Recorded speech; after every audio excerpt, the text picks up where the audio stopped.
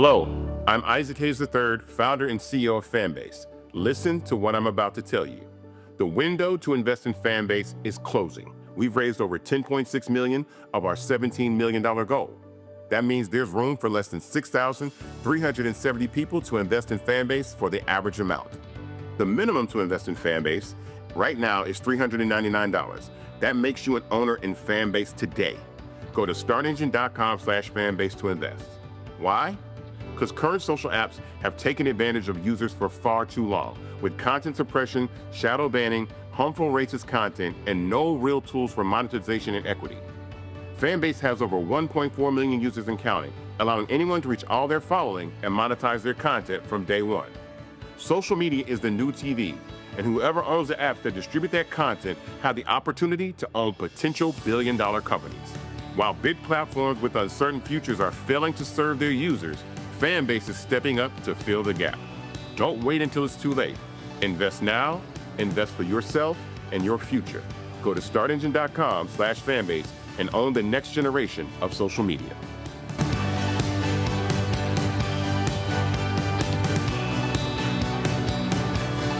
Folks, Black Star Network is here. Hold no punches! I'm real revolutionary right now. Support this man, Black Media. He makes sure that our stories are told.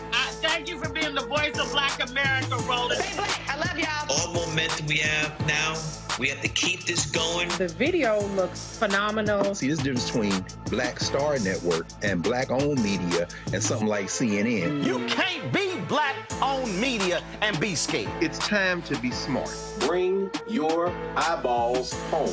You dig?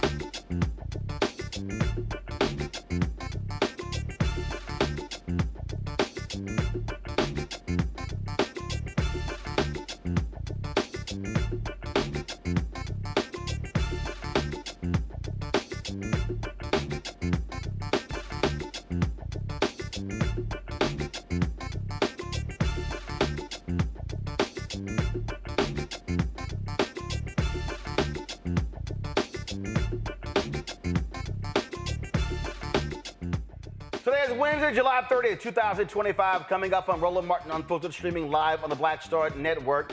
Vice President Kamala Harris makes a huge announcement saying she will not run for governor of California. In Texans, Republicans kiss the ass of Donald Trump, and they take out 5 Democrats with these new congressional maps, and they specifically are trying to screw over black and brown voters. We'll talk to a Texas state rep who sits on the Redistricting committee about how shameful these maps are and how it was done in secret. Also, the Senate narrowly confirmed Trump's attorney Emil Bove, who lied in front of the committee, proved him to be on a powerful appeals court, one step away from the Supreme Court. Yes, folks. It's been 60 years since President Lyndon B. Johnson signed Medicaid into law. We'll talk to an expert who worked in the Biden administration about how what Republicans are doing is going to have devastating impact on people all across this country, especially African Americans. And plus, we'll talk with the son of the founder of Good Foods. We'll talk about how they have been trying to compete with their canned food company and also the impact of the Target boycott on their sales. It is time to bring the funk on Roland Martin Unfiltered on the Black Star Network. Let's go. He's got it. Whatever the miss, he's on it. Whatever it is, he's got the scoop, the fact, the find. And when it breaks, he's right on time and it's rolling. Best believe he's knowing. Putting it down from sports to news to politics. With entertainment just for kicks, he's rolling.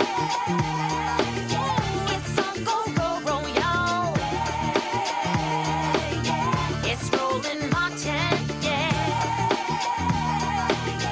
Rolling with Roland now. He's funk, he's fresh, he's real, the best, you know he's Roland Martin now.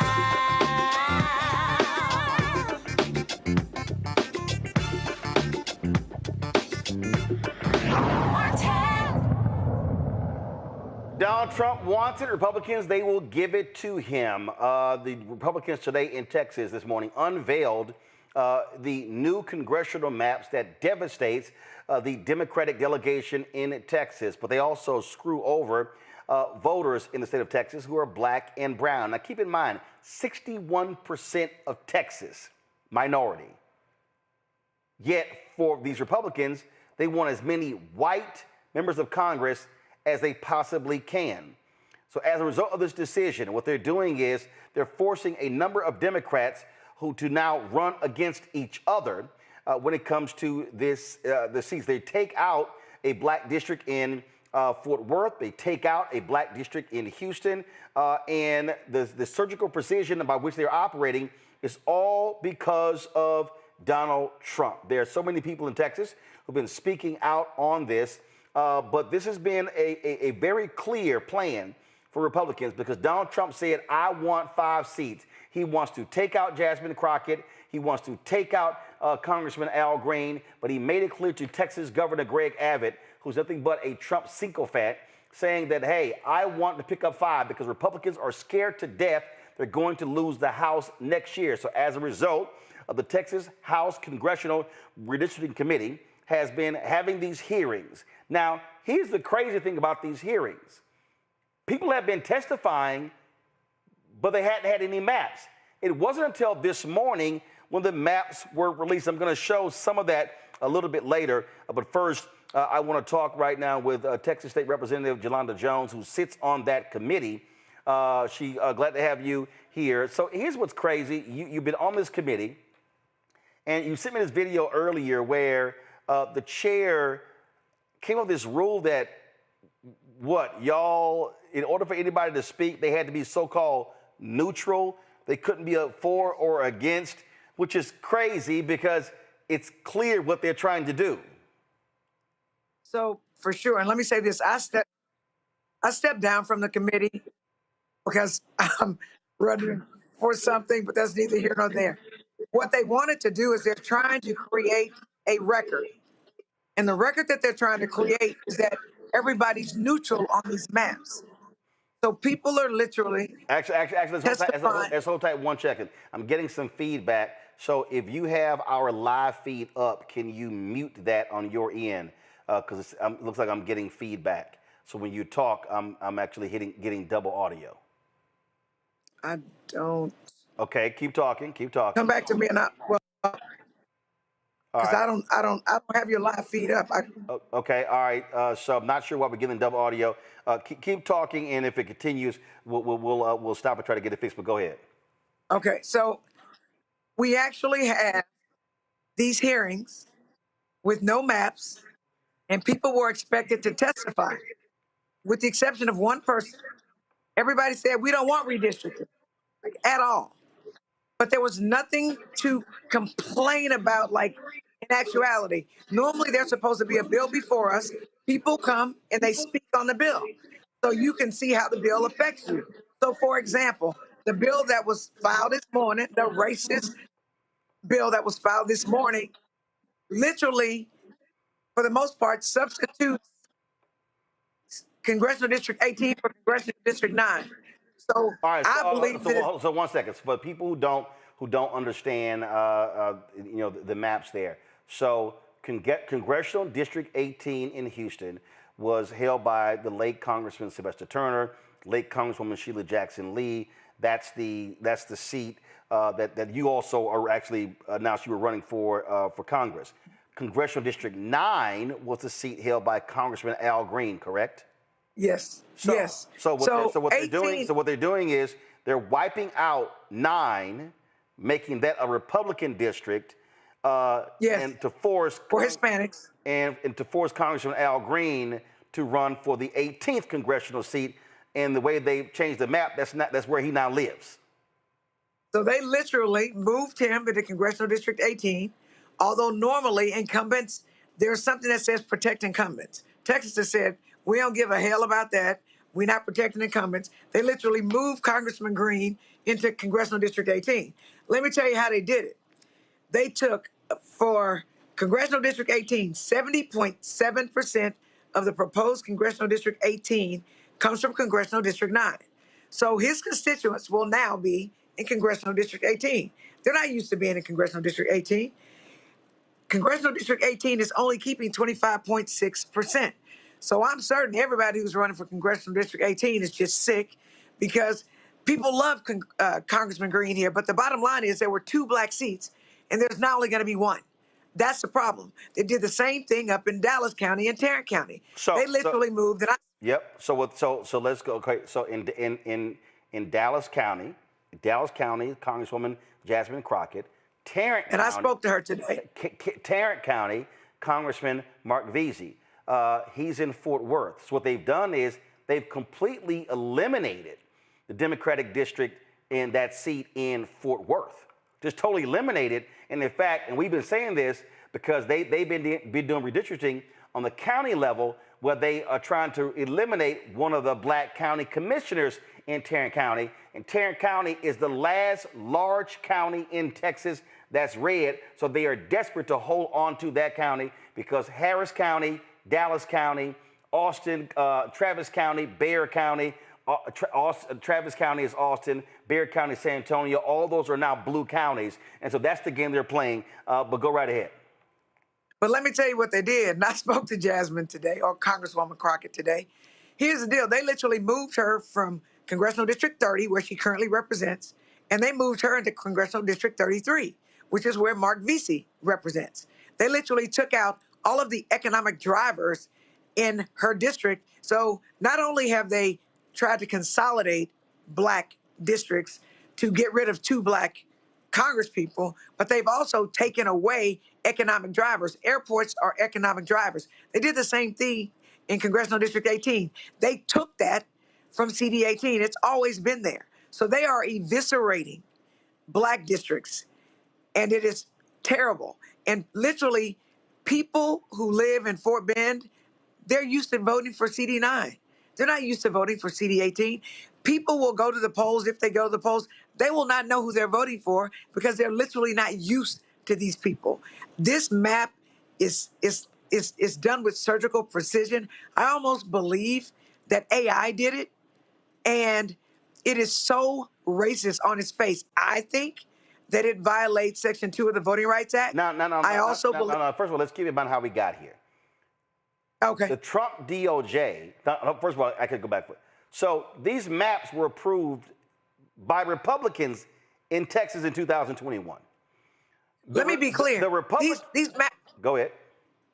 These maps were drawn. They weren't just approved. Right. These maps were drawn by Republicans, and they shoved the redistricting plan down the reps' faces. If you'll recall, the reps did a cornbreak, and they went to D.C. So these were Republican maps. So the Republicans drew these maps.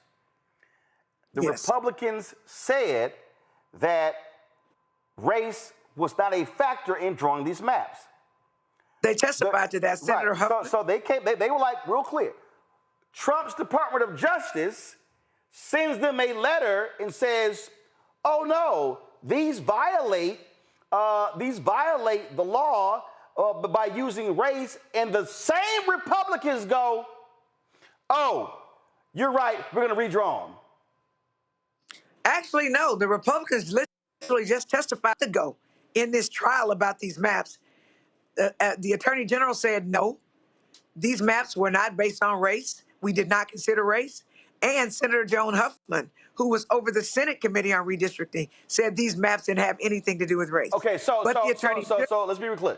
So Republicans in Texas said these maps have nothing to do with race, but the Trump DOJ sends a letter and says it does, and the Republicans go, okay, we're going to change the maps, when normally the state of Texas would say, no, we disagree, we'll see you in court. That's what the state of Texas said a month ago. They've changed within the last month. And so let me be clear. A month ago they said that, then Trump said, I need 5, and they was like, okay, cult leader, okay, we're going to give you 5. Right. And the funny thing is, they identified 4 districts. They identified CD18, CD9, and CD29 in Harris County, and they identified CD33 in Dallas and Tarrant County. So these are the 3 right here. These are the 3 at 9/18/29. Now, explain to people, because see, this is where we talk about cracking and packing. So what they did, so they made 18. So first of all, hold up. Let me go over here. So y'all see right here, percent of the black population in the 2000 census. Orange is 70 to 100. The magenta is 70 to 100. The orange is 60 to 69. So all of a sudden, so what they did was they packed as many black folks as possible into 18 in order to take them away from another district. And that's how they put 18 and 9 together to form this sort of one black super district. Can you lower it a little bit, Roland? I want to explain something to what you said. Just lower it, that I can see the top part where it says, well, I need to see 29 and 18. Yeah, it's right there. But you can make it bigger. I got it. So 29 and 18 right there. If you look where it was, leave it right there. So where the 18 is showing, you see at the bottom, it's got that. That is a high concentration of black people. Yeah, that's why. Okay. The dark orange, that's the high concentration of black people. Go ahead. Right. So if you go up to 29, you see where it says 29. That's Congressional District 29. That orange and red up there used to be in 18. It's now in 29. So they literally cracked, because in redistricting talk they talk about cracking a district or cracking people and then packing people. They took these high voting areas for black people and literally took them out of 18 and put them in 29. So 29 is represented by a Hispanic woman. And hold up, the lower part is Acres Home. Acres Home is historic to Congressional District 18. Congressman Turner was from Acres Home. It's always been in Congressional District 18 under Barbara Jordan, Mickey Leland, Craig Washington, Sheila Jackson Lee. And all of a sudden, they took a high voting black precinct. that, and they moved it to a Hispanic precinct, but there aren't enough black people to overcome that. So that area of Houston, that black area of Houston, will not have they will not get to choose a representative of their choice like they did before. I mean, they literally have not tried to preserve any core parts of any of the congressional districts, the black ones. They are like, out the window, we about to divide y'all up, we about to take over, we gonna cut y'all from 4 to 2, just that quick.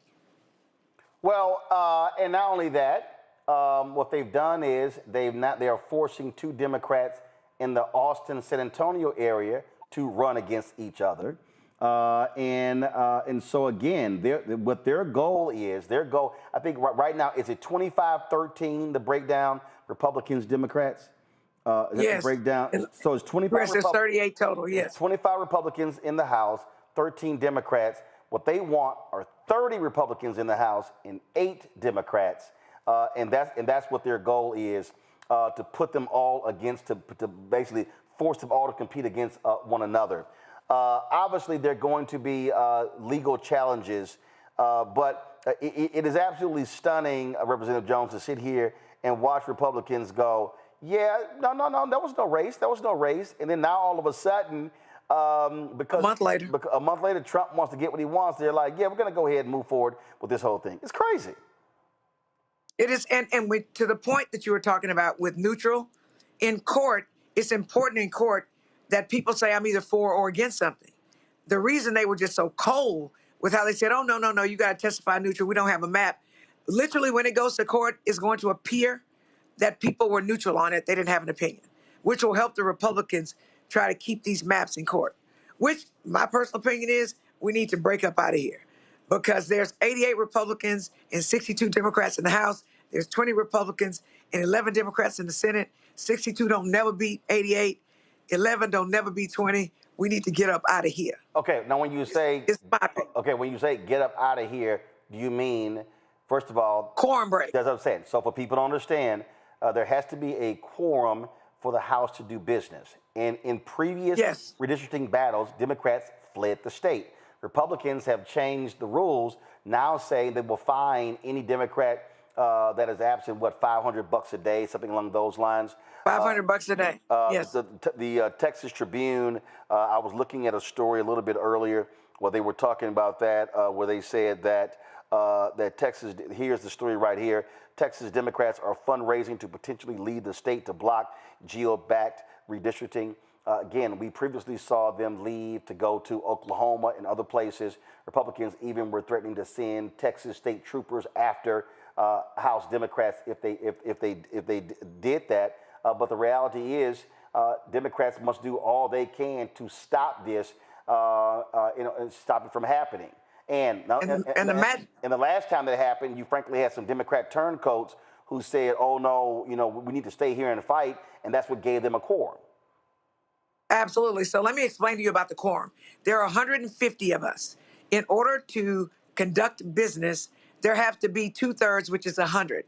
There are 88 Republicans. They need 12 Democrats to reach the 100 mark to conduct business, which is why we need at least 51 of us to go, because you can't get to 100 if 51 of us are gone.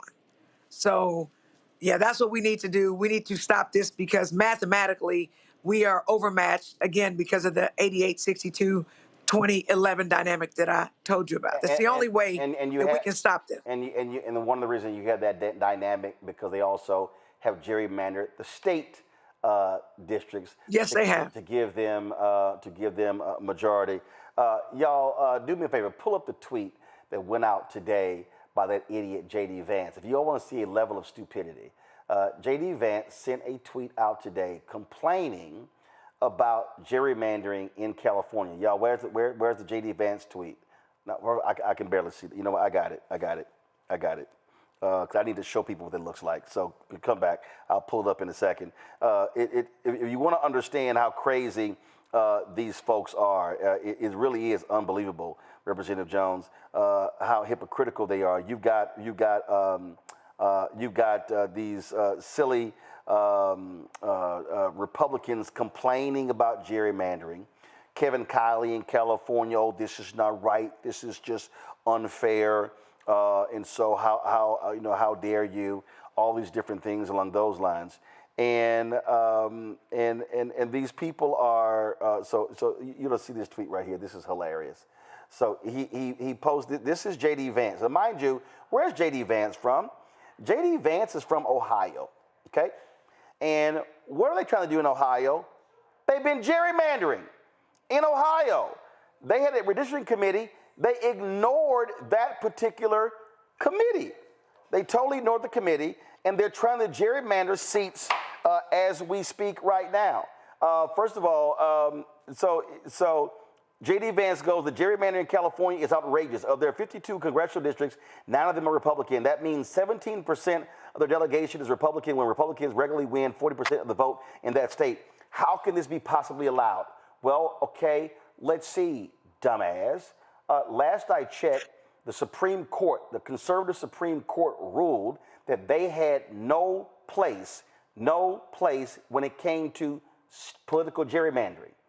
Racial gerrymandering, they do. John Roberts-led Supreme Court said they have no place. So that gave Republicans the green light to gerrymander, which they also said was that the state Supreme Court then had jurisdiction. So that's why when the Democrats elected the woman in Wisconsin, which gave the Democrats a 4-3 majority on the Wisconsin Supreme Court, guess what they did? They ruled partisan gerrymandering to be unconstitutional. Because in Wisconsin, you talked about surgical. What the Republicans did in that state, if Democrats won 55% of the vote in Wisconsin, the Republicans would still control the legislature because of how they use surgical precision, computer models to actually be able to have political gerrymandering. So who the hell is J.D. Vance fooling? This is what Gavin Newsom did. This is his response to that idiot, J.D. Vance. I got you done. Y'all, I want y'all to pull up. Y'all got the graphic. Pull it up. This right here. Okay, this is the most gerrymandered states. All right, so I want y'all to see. This is Gavin Newsom responding to that fool, J.D. Vance, trying to show him, oh, you're complaining about California and gerrymandering when the states that gerrymander the most literally are Republican states. That's literally what his response is. Now, Representative Jones, what we already see is Gavin Newsom has already made clear, okay, two can play that game. And so, going back to the Texas Tribune, Newsom will move to redraw California map if Texas redistricts, teeing up national fight.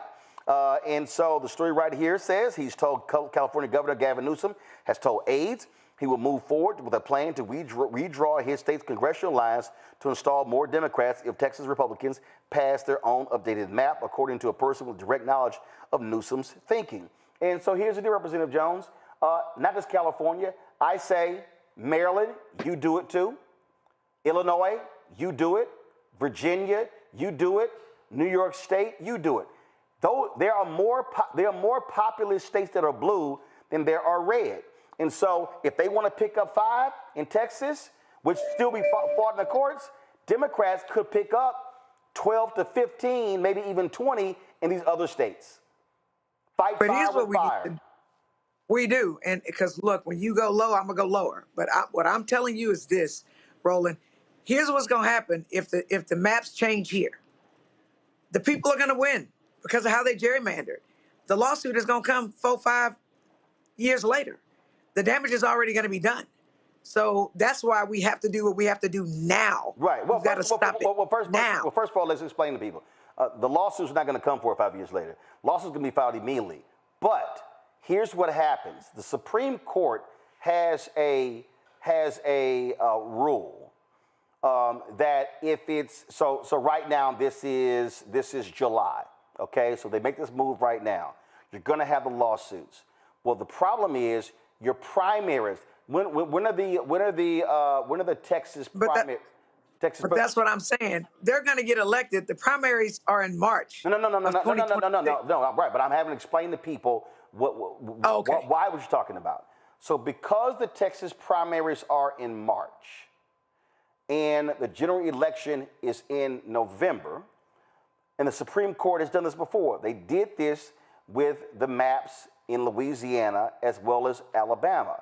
They allowed the election to move forward. So they basically froze everything in place by saying it's too late in order to litigate this, which is also BS because the Supreme Court can move fast if they chose to. So they're going to say, if this is now in July, Texas passes this map in the next week, lawsuits are immediately filed. Now you're going to district. Now you got to go. You're going through all the steps. They're going to then say, well, you know what? Even if it comes to us by January, it's simply too late because the primary is in March. It's going to cause things to be an upheaval. So therefore, we're going to leave things in place, which means they will pick up those 5 seats. Pick up those seats. Election takes place. Because you've got to file in December. Right. Election takes place in November. Elections take place in November. And then the litigation continues. So essentially, they will get those 5 seats in the House in November 2026, and they might lose after that. But that means that those folks are in place through 2028. Even farther than that, because the litigation that just happened in El Paso last month, Roland, was for the maps that were drawn in 2021. It's now 2025. So 4 years later, the trial happened. So those people have been elected for 4 years. Right. So the damage is done. And they have to draw the reason that the Republicans have to do this with the speed with which they're doing it is because the law requires that the maps be drawn within a certain period from the date that you have to file, which is in December. So, and people have to be able to look and say, hey, I want to run for this seat or I want to run for that seat. So that's why there's the haste, and that's also why there was redistricting by ambush. That's why they didn't put these maps out during the 3 hearings in Austin, Houston, and Arlington, because they didn't want people up in arms like they are now. And I believe just from a strategic standpoint, the only way we can stop it from happening where they don't actually take the seats yet is for us to quorum break and get out of here, is what I think we need to do. Because if we come back or if we don't quorum break, they're going to win the seats and the damage will already be done because they will be able to hold on to their lead in the House, in the midterms, and Trump will probably be running for his 3rd term, which we know he ain't supposed to do, but he don't give a care about what's really going on. So that's why it's important, and the only people who can stop this from happening are state representatives in Texas. And so at this moment in time, I am thankful to be the state representative for House District 147 because I'm going to do all I can do to stand in the gap for Texans generally and for Black Texans specifically, because if we lose these 2 Black seats, we won't ever get them back because of our population. So, and that doesn't make any sense. Black people are 12.33% of the Texas population. And right now with the 4 seats we have, that's only a little over 10%. If we lose 2, it's going to be down to 7% of the entire population. So our congressional delegation already is below our actual population in the state of Texas.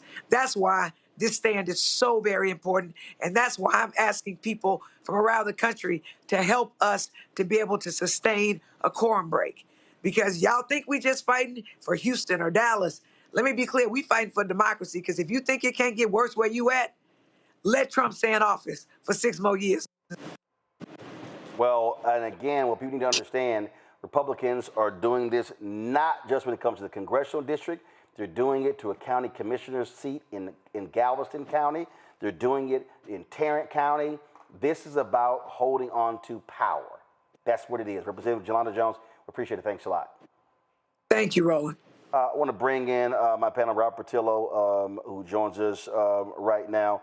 Robert, glad to have you on the show. Civil rights attorney. Robert, who also, first of all, out of Georgia, where they've had, of course, a number of redistricting battles in that state as well. And so we've seen that take place over and over and over again. Also, Rebecca Carruthers, of course, CEO of Fair Election Center. Glad to have her on the show as well. Rebecca, I'll start with you. Again, we know what their strategy is, and they're playing it out. I'm purposely wearing this shirt, Rebecca, because this is one of the issues. Texas has more eligible black voters than any state in the country. And when we have been on this show imploring black people that they have to vote, this is why the Republicans have taken advantage of people sitting elections out. You're on mute. During that segment, you all definitely got into the weeds. I want to make sure that we're broadening it out for the audience. So this isn't just Texas, because Missouri is now talking about doing this, including eliminating the Kansas City Black District, which is Congressman Emmanuel Cleaver.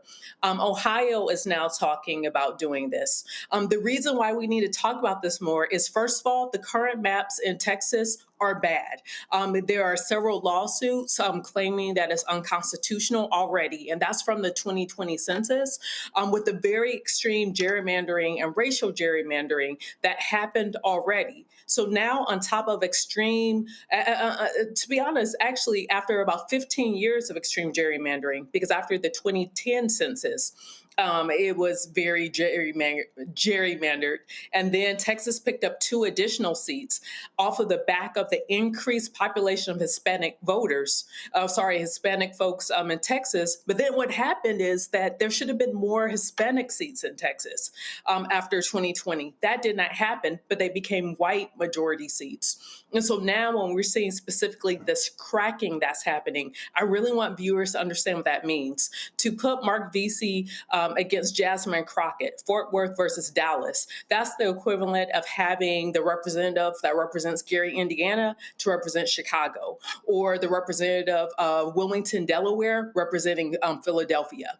And so people just really need to understand what this means. It isn't just, it's an overlapping district. For them to go to such extremes, to go over an hour away, and that's without traffic, to try to connect folks along a slivered path in order to make up a new district, this is very intentional. And like Representative Jones mentioned, hey, this must have been AI. And I guarantee you, yes, this was AI with this surgical precision. So now you have you have members in Texas who are racially motivated. Now they're using technology. Now they have a Weakened Voting Rights Act, which means these things can happen. So Representative Jones is right. Unless members of her caucus decide that they're not going to be around for quorum, this new map, which is even worse than the current map, it is going to become law. And so what you and her were talking about is like next steps with the litigation.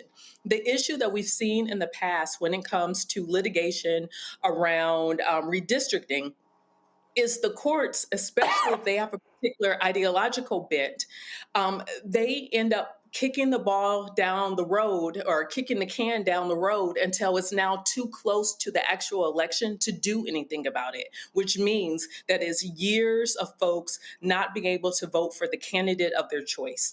And finally, when it comes to redistricting, one of the most important pieces of it is when you draw a district, it needs to contain a community of interest, meaning if it's a college campus, you shouldn't divide the college campus, which happened to North Carolina A&T when Republicans in North Carolina decided that they wanted to racially gerrymander some of the state house and state senate seats surrounding HBCUs. So we see this happening every 10 years. Yep. What is extremely troubling is now this is happening every couple of years. Robert? Look, at this point in time, Roland, is very clear. Democrats have to stop trying to live in the America that they have imagined, that they want. They have to stop imagining we are in this Greek platonic democracy and start getting into the gutter, fighting the same way Republicans are. They've not just started this. This is just the latest iteration of this. They've been trying to do this since after the 2000 census. We've had litigation for the last 25 years over gerrymandering, over cutting up of districts. They've been going after the Voting Rights Act for over a decade at this point in time, chipping away with it bit by bit. And now with the Trump having a 6-3 majority on the Supreme Court, with having control of most of the circuit courts, having control of the Senate, where they can pass through literally his personal attorneys to be circuit court judges and appeals court judges, Democrats have to realize, as was said by the representative, they got to get up out of there. You have to fight the same way that they are fighting. There's no other way to do it. You have to use their weapons against them. And then in democratically controlled states like California and Maryland and other places where you have the opportunity, you're damn right you need to be fighting fire with fire. Enough of all this high-minded moralism that we're just going to do what is correct. Remember when Trump was transitioning to power and all the Democrats made that big show saying, look, this is how we have a dignified transfer of power. We're not like those January 6th people. What good did that do you? Where did that get you? How has that progressed anything? You're letting the people who are fighting the wrong way win. At what point in time do you just say, look, I'm going to get the brass knuckles also, and let's take it to them? I think that's the point we have to be at now. The American people want fighters, as opposed to simply wanting someone who's going to roll over and let Republicans and the extreme MAGA agenda do whatever they feel like. So get out there and do some damn fighting. Absolutely. All right, folks, we're going to continue to cover this repeatedly. There again, folks are speaking out, they are weighing in, and it's about mobilizing and organizing. So you've got a political fight in the legislature, you've got a legal fight in the courts. While they're doing their part, folk need to be doing their part, mobilizing and organizing in Texas. Listen, let me explain to people what has to happen here, okay? Can Democrats take control of Texas? No. But what's the process? First, you have to break the Republican supermajority. That means identify. Look, there have been a couple of times in the last 8 years where Democrats are about 5 seats away from taking control of the Texas House. You have to break the supermajority. That's first. And then you have to begin to build. You have to completely build and rebuild the state party. Texas used to be an all-Democratic state. It's now an all-Republican state. That's because Texas is not organized and mobilized. You've got more than 2 million eligible but unregistered Latino voters in Texas. When Beto O'Rourke ran against Greg Abbott for governor, 75% of voters under the age of 30 did not vote. Hundreds of thousands of black voters not voting as well. And so there's a way to stop Republicans, but sitting out elections is not one of them. Representative Jones, we appreciate you joining us. Thank you so very much. We come back, we're going to talk Medicaid and how Republicans are trying to attack that next. Roland Martin Unfiltered on the Black Star Network. This week on The Other Side of Change. Zohran Mamdani, the New York City mayoral race, and this progressive wave that has sent such a shockwave through all of New York City and really the rest of the country. Jamal Bowman is going to help us understand what this mayoral election means and how we make sure that it translates across the nation. Can you imagine national Democrats like identifying themselves as having flavor or riz or swag? Like, absolutely not, right? So hopefully the city does what it can in November to help resurrect this dying party and honestly just resurrect our democracy. Only on The Other Side of Change on the Black Star Network. On the next A Balanced Life with me, Dr. Jackie, we're talking about leveling up, or to put it another way, living your very best life. How to take a bold step forward that'll rock your world. Leveling up is different for everybody. You know, I think we fall into this trap, which often gets us stuck because we're looking at someone else's level up journey, what leveling up means to them. For some, it might be a business venture. For some, it might be a relationship situation, but it's different for everybody. It's all a part of A Balanced Life. That's next on Black Star Network. Next on the Black Table with me, Greg Carr. Democracy in the United States is under siege. On this list of bad actors, it's easy to point out the Donald Trumps, the Marjorie Taylor Greens, or even the United States Supreme Court as the primary villains. But as David Pepper, author, scholar, and former politician himself says, there's another factor that trumps them all and resides much closer to many of our homes. His book is Laboratories of Autocracy, a wake-up call from behind the lines. So these state houses get hijacked by the far right, then they gerrymander, they suppress the opposition, and that allows them to legislate in a way that doesn't reflect the people of that state. David Pepper joins us on the next Black Table, here on the Black Star Network. On the next Get Wealthy with me, Deborah Owens, America's Wealth Coach, Black Americans have 1/10 the wealth of their white counterparts. But how did we get here? It's a huge gap.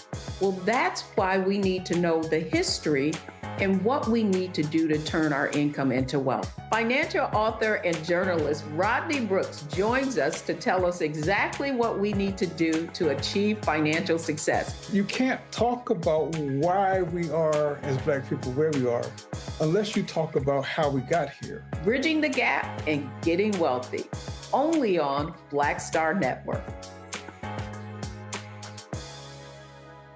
Hatred on the streets, a horrific scene, a white nationalist rally that descended into deadly violence. White people are losing their damn minds. As an angry pro-Trump mob storms the U.S. Capitol, we've seen We're about to see the rise of what I call white minority resistance. We have seen white folks in this country who simply cannot tolerate Black folks voting. I think what we're seeing is the inevitable result of violent denial. This is part of American history. Every time that people of color have made progress, whether real or symbolic, there has been what Carol Anderson at Emory University calls white rage as a backlash. This is the rise of the Proud Boys and the Boogaloo Boys. America, there's going to be more of this. Here's all the Proud Boys, guys. This country is getting increasingly racist in its behaviors and its attitudes because of the fear of white people. The fear that they're taking our jobs, they're taking our resources, they're taking our women. This is white fear.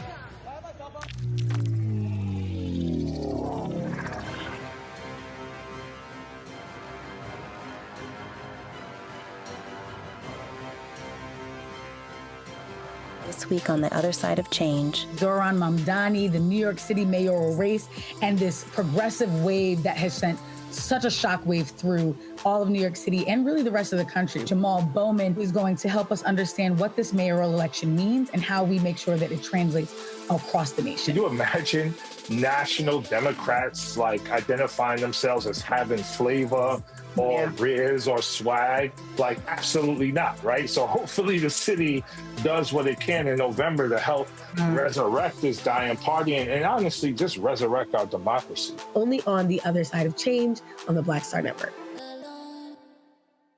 What's good, y'all? This is Doug E. Fresh, and you're watching my brother Roland Martin Unfiltered as we go a little something like this. Hit it.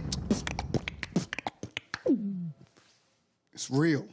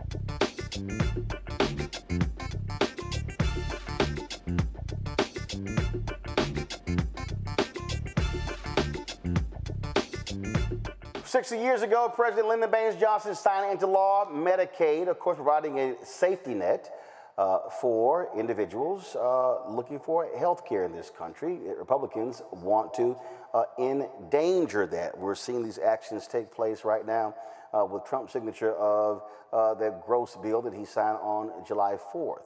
Now, what's crazy about this, Republicans keep lying. They lie to themselves and they lie to their voters. They consistently say, oh no, this is not a problem. We're not sitting here. Cutting Medicaid. And in fact, that's exactly what they're doing. It's happening over and over and over again. Now, what's even crazier is that Republicans in these red states, they're the ones with the voters who have the most serious problems. Like, I love these folks in Kentucky who have been saying repeatedly, oh, don't you touch my Affordable Care Act, but get rid of that Obamacare. Oh, we need to go ahead and cut these things. We need to cut health care, but then they're the ones who need it the most. It doesn't make any sense. It literally makes no sense whatsoever. So what you're seeing are Republicans who are consistently and repeatedly voting against their own interest. They're killing their own people. That's what they're doing. We talk about Medicaid. We're talking about people who literally depend on this to save their lives. We talk about North Carolina. When they resisted Medicaid expansion, you know what happened? Rural hospitals shut down. Folks had to travel 50, 60 miles to get care. Folks who actually died. These things are actually real. So let's unpack this and let's talk about it. Chiquita Brooks LaShore, the former administrator of the Centers for Medicare and Medicaid Services, joins us right now. And we're also going to be joined by Roger Mitchell, Jr., President of the National Medical Association. Chiquita, I want to start with you first. I mean, it is, when this conversation is had, it's a process conversation. It's a Washington, D.C. process conversation where what I keep saying is like, no, this is a healthcare conversation and you have to put a face on it. And it's stunning to me to see individuals who literally are voting against the interests of their own constituents. It's been incredibly painful, and I'm really glad that you started with saying people are talking about this as though it's a process. I have spent the last couple of months talking to people across the country about what this is going to mean to them. People have been in tears. People have called in and said, my kid is covered by Medicaid. My kid has XYZ conditions. I have multiple sclerosis. I have a disability and I'm going to lose access to my bipolar medications.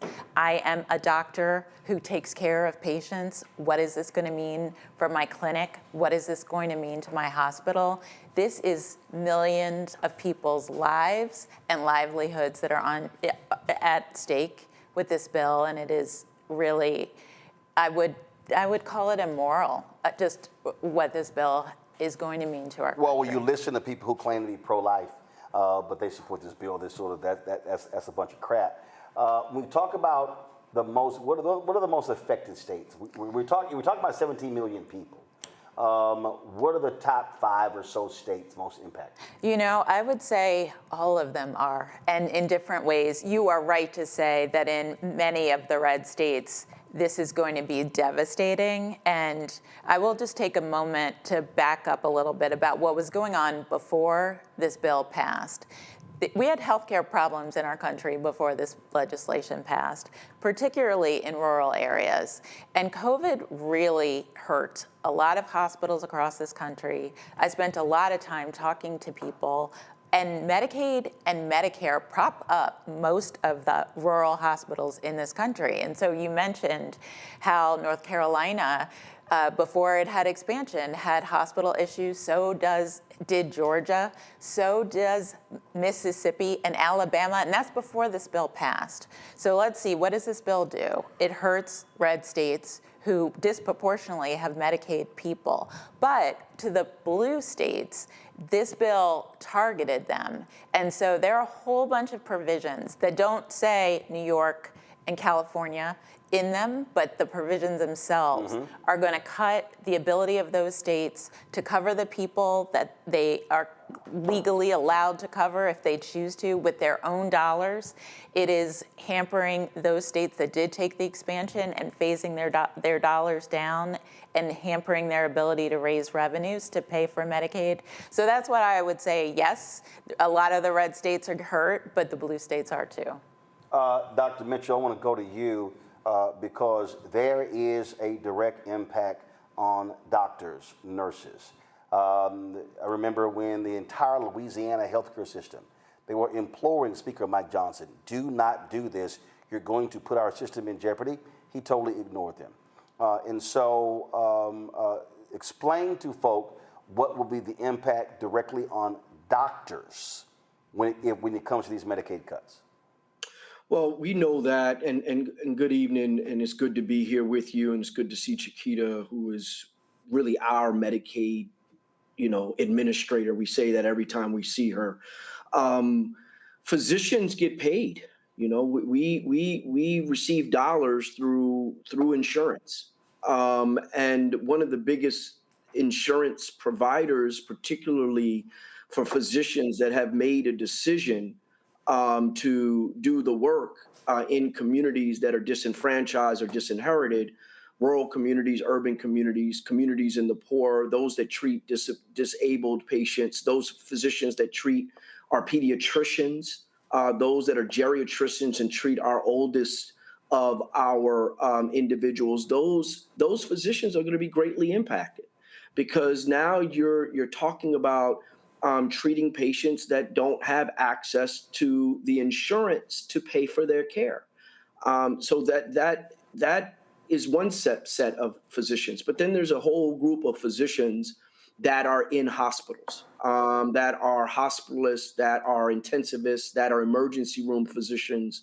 We know that these types of cuts, these types of changes are going to lead to congestion within our emergency departments. It has to, and we're going to guard against it, but it has the potential to impact quality of care, because long wait times impacts quality of care, and then congested emergency departments impact quality of care. And so the way that you deal with and ensure that healthcare costs come down is have more healthier people, not cutting access to people, because individuals will now seek care, but they'll seek care when they no longer can stand the fact that they're suffering from that disease or injury.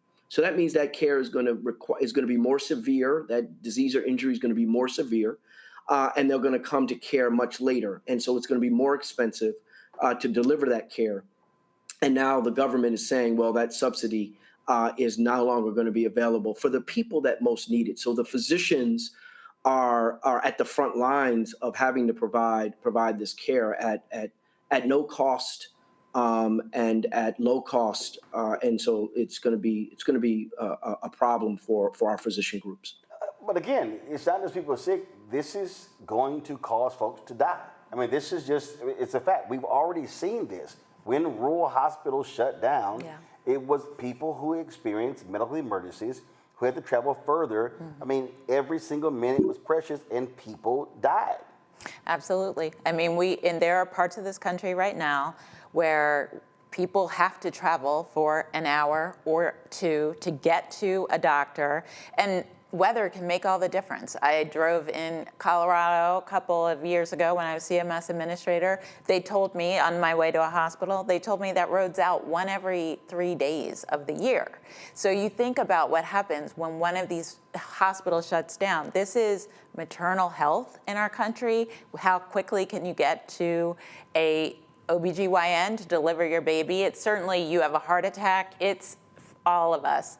And so when we think about, there is an estimate on the bill that over 300 hospitals will close as a result of this legislation. We already have seen hospitals talking about the impact of these cuts. And not only, are we hearing about closing, but also decisions changing about whether or not they're going to open a wing. These choices hospitals have already been on a razor-thin margin in much of our country. And Doc, is that just the hospitals? We talk about nursing homes as well. That's right. I mean, nursing homes are impacted because many of our older patients that are dual eligible, these are individuals that are both getting Medicaid and Medicare, are in our nursing homes. There's provisions in our nursing homes that deal with staffing levels and ensure that there's no real criteria for staffing levels to ensure that our patients in nursing homes get the care that they need. Roland, this is a big issue. Now 60 years, and I know that we're having this conversation on 60 years since this Medicaid and Medicare were passed in the Social Security amendments. We don't need this to be rolled back. I'm a forensic pathologist, and I often say that I see failed policy on my autopsy table, and that's the truth. I mean, you just talked about the death. It is the medical examiner's offices and the morgues that are going to be telling the story about the deaths that happen in this country. And I happen to be a hospital president as well in a safety net hospital, Howard University Hospital, Freedman's Hospital to begin with. And you know, we are having the conversations. How do we deal with the cuts? What types of outreach are we do to individuals that we know are going to be just purged from the rolls because they have not kept up with their 6 months re-up on their Medicaid, right? So this becomes a penalizing people for not being able to meet a deadline, not necessarily ensuring that people that have care. And so we have to develop a whole outreach initiative to ensure that our patients, which are the majority Medicaid patients and Medicare patients, have the necessary reminders, have the necessary technical support to be able to fill out the paperwork so that they don't lose eligibility when they are actually eligible. And so there's a lot of tricks in this bag that we have to keep our eye on. The good news, if there's any good news, that many of these provisions don't hit until 27 and 28. So, you know, several that are hitting now that we have to watch, but there's some that we have some time. And so there's work that can happen now, particularly in the voting booth, to make sure that that these types of changes don't actually take hold. Questions from my panel. First up, Rebecca. Hey, Dr. Mitchell, good to see you. Congratulations on becoming the president of the National Medical Association. You mentioned that people have to become healthier. And currently, most medical schools don't require students to take a nutrition course during their didactic years. Should there be a push for nutrition to be included in medical curriculum? Yeah, absolutely. And I'm glad you brought that out. The National Medical Association, actually one of my pillars is surrounding food as medicine. Here at Howard University College of Medicine, we have our wellness vice dean, who is a food as medicine expert. Food as medicine and this type of nutritional health is coming in to medicine now. So I think it's critically important to teach nutrition, to teach healthy living. But one of the things that Chiquita will tell you is that we were moving down this road towards value-based care. We were moving down this road towards really incentivizing prevention and screening and making sure that people were getting into care early. And that's really what I'm talking about, not necessarily switching the onus onto the patient, but really incentivizing both the patient and the provider to say, hey, listen, you need to get people in your cluster of patients. You need to make sure that you're checking on whether or not they're checking their cholesterol and their blood pressure, checking their prostate, checking and getting their regular mammograms. So if we're going to find disease, let's find it early and be able to treat it early before it becomes life-threatening and before it becomes extremely, extremely expensive. And so nutrition and food as medicine in the curriculum is important, but making sure that we understand value-based care also should be in the curriculum as well. Robert? And for both of you, thank you so much for the work that you do and the information you provide. A few weeks ago, when the big brutal lie, the bill was going through, I found that there was a information gap between the folks who knew and understood what was going on and then everybody else. Even if you looked on CNN the day the bill was being voted on one screen, half of the screen they had the vote, on the other half they had the Diddy trial. What do you think has to happen for us to be able to explain this information to average people so that, one, they can understand what's going on with it, the fact that many of these cuts are backloaded, so they're not going to come in place until after the 2026 election, and they need to make provisions in the meantime for what that will mean for them, but then also how they can fight back against this and politically and understand that this is not the time for apathy, but they are literally cutting healthcare from 15 to 20 million people, and there's not a lot we can do about it unless we get out and vote in the next election. Well, I'm so glad you raised this, because we all are struggling with the fact that once people knew was in the legislation, they overwhelmingly rejected what was going on in terms of the healthcare provisions, but awareness was really low. I think what we all need to do moving forward is make sure that people are really aware of what is in this bill. And I think one of the challenges is that we had a debate on healthcare during the first Trump administration. It was Affordable Care Act, repeal and replace. People understood very clearly that Republicans wanted to take Medicaid and ACA coverage from you. But this one was really more challenging. There are dozens of provisions, some of which are very detailed and hard to explain. But some of these provisions are going to take place this fall. And I want to make sure that people know that if they start to see what we expect, which are 20% increases in premiums for people who are on Affordable Care Act coverage, which means hundreds of dollars for some people, thousands of dollars that they will pay more this fall. We need to make sure people know that is because of this bill and the decisions that are being made by this administration. Yeah, and I'll just add to Dr. Brooks LaShore's comments. It's really trusted messengers like we have here on Roland Martin and the panel to really bring these issues to the forefront. It is, we're spending a lot of time on Epstein and a lot of time on the, really the sensationalized issues when this is happening right now, and this is going to affect lives. And I think that the more conversations that we can have about this, the nuances, really creating a volunteer pool of individuals that are going to help people understanding that part of that work requirement is 80 hours for every month.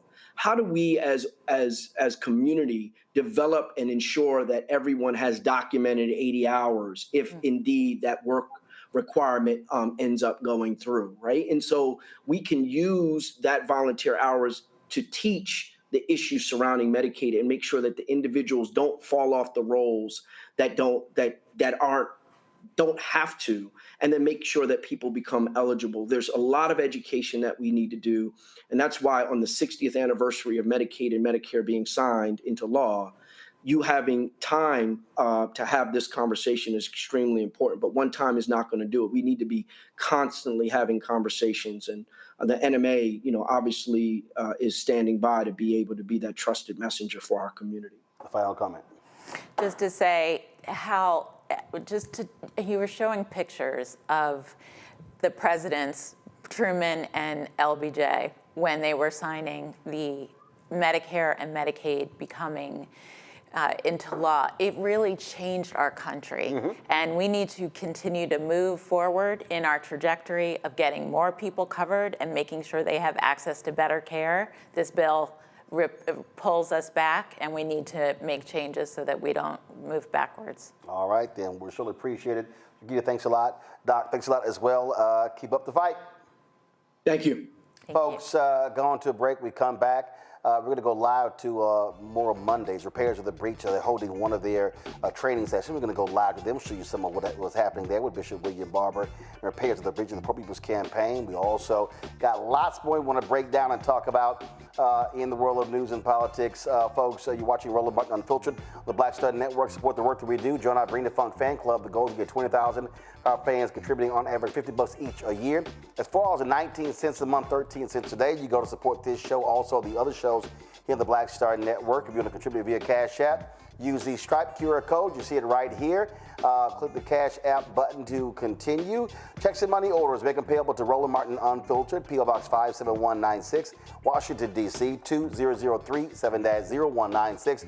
PayPal is R Martin Unfiltered. Venmo is RM Unfiltered. Zelle, Roland at RolandSMartin.com, Roland at RolandMartinUnfiltered.com. Be sure to download the Black Star Network app, Apple phone, Android phone, Apple TV, Android TV, Roku, Amazon Fire TV, Xbox One, Samsung Smart TV. And of course, be sure to get our swag. If you want our shirts and all our good stuff, you can get that stuff as well. Shop BlackStarNetwork.com. We'll be right back. Next on the Black Table with me, Greg Carr.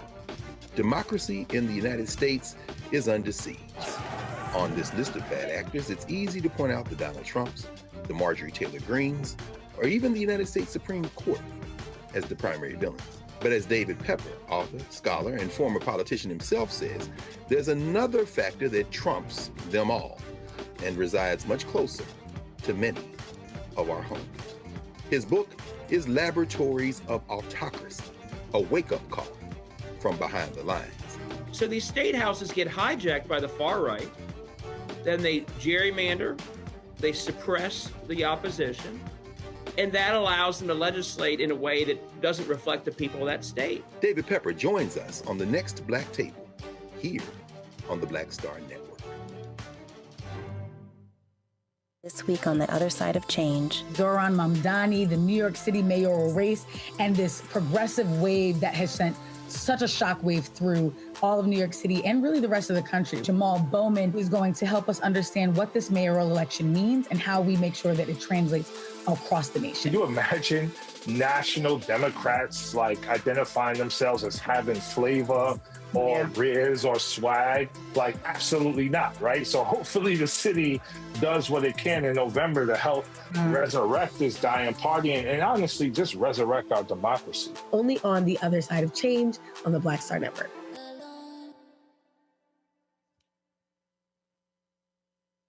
On the next Get Wealthy with me, Deborah Owens, America's Wealth Coach, Black Americans have 1/10 the wealth of their white counterparts. But how did we get here? It's a huge gap. Well, that's why we need to know the history and what we need to do to turn our income into wealth. Financial author and journalist Rodney Brooks joins us to tell us exactly what we need to do to achieve financial success. You can't talk about why we are, as Black people, where we are, unless you talk about how we got here. Bridging the gap and getting wealthy, only on Black Star Network. On a next, A Balanced Life with me, Dr. Jackie, we're talking about leveling up, or to put it another way, living your very best life. How to take a bold step forward that'll rock your world. Leveling up is different for everybody. You know, I think we fall into this trap, which often gets us stuck because we're looking at someone else's level up journey, what leveling up means to them. For some, it might be a business venture. For some, it might be a relationship situation, but it's different for everybody. It's all a part of A Balanced Life. That's next on Black Star Network. Hatred on the streets, a horrific scene, a white nationalist rally that descended into deadly violence. White people are losing their damn minds. As an angry pro-Trump mob storms the U.S. Capitol, We're about to see the rise of what I call white minority resistance. We have seen white folks in this country who simply cannot tolerate Black folks voting. I think what we're seeing is the inevitable result of violent denial. This is part of American history. Every time that people of color have made progress, whether real or symbolic, there has been what Carol Anderson at Emory University calls white rage as a backlash. This is the rise of the Proud Boys and the Boogaloo Boys. America, there's going to be more of this. Here's all the Proud Boys, guys. This country is getting increasingly racist in its behaviors and its attitudes because of the fear of white people. The fear that they're taking our jobs, they're taking our resources, they're taking our women. This is white fear.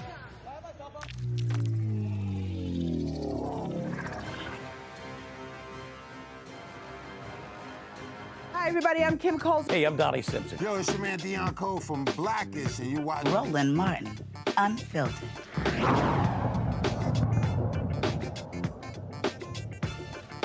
Folks, repairers of the breach of the Poor People's Campaign continue their advocacy, their teaching, and their training right now. Let's go live to Bishop William Barber for one of their sessions. The theme tonight is organize. How kind of organizing must we do in times of oppression? And we want to go from macro to micro. I'm going to use your pastor. He's an economist. So macro is the big up here. And then by the time we finish, I want to talk about power building here. Because really, you can't deal with here unless you build power from here. All great movements began locally. It was not the national bus boycott. It was the Montgomery bus boycott. That's how it started. It was the Greensboro sit-ins. It was whatever was in Charlotte. And you get breakthroughs. What you do is you nationalize local movements. You nationalize local movements. Now, I'm going to give you a scripture because we are in Bible study. Hannah, you grab Acts chapter 2, and I'm going to call on you in a second. What we're going to look at tonight first is the context in which we are operating in right now. And then we're going to talk about 4 aspects of what we call fusion or moral, M-O-R-A-L, fusion, F-U-S-I-O-N, organizing, fusion organizing, fusion organizing, moral fusion organizing, M-F-O, moral fusion organizing. And we want to talk about what the components are. Now, I will tell you that moral fusion organizing, when I teach, each one of the 4 points is an entire class at Yale, a 3-hour class. So I can't do the whole, but this is to entice you so that you'll go to the website and continue to study. And by the way, if you're really interested in public policy and public theology, whether you're a layperson or a pastor or a preacher or neither of the one, we offer a free course at Yale. All you have to do is go now to the Center for Public Theology and Public Policy at Yale University, and you can take at your own speed. At your own speed, is right there for you. I just want to mention that.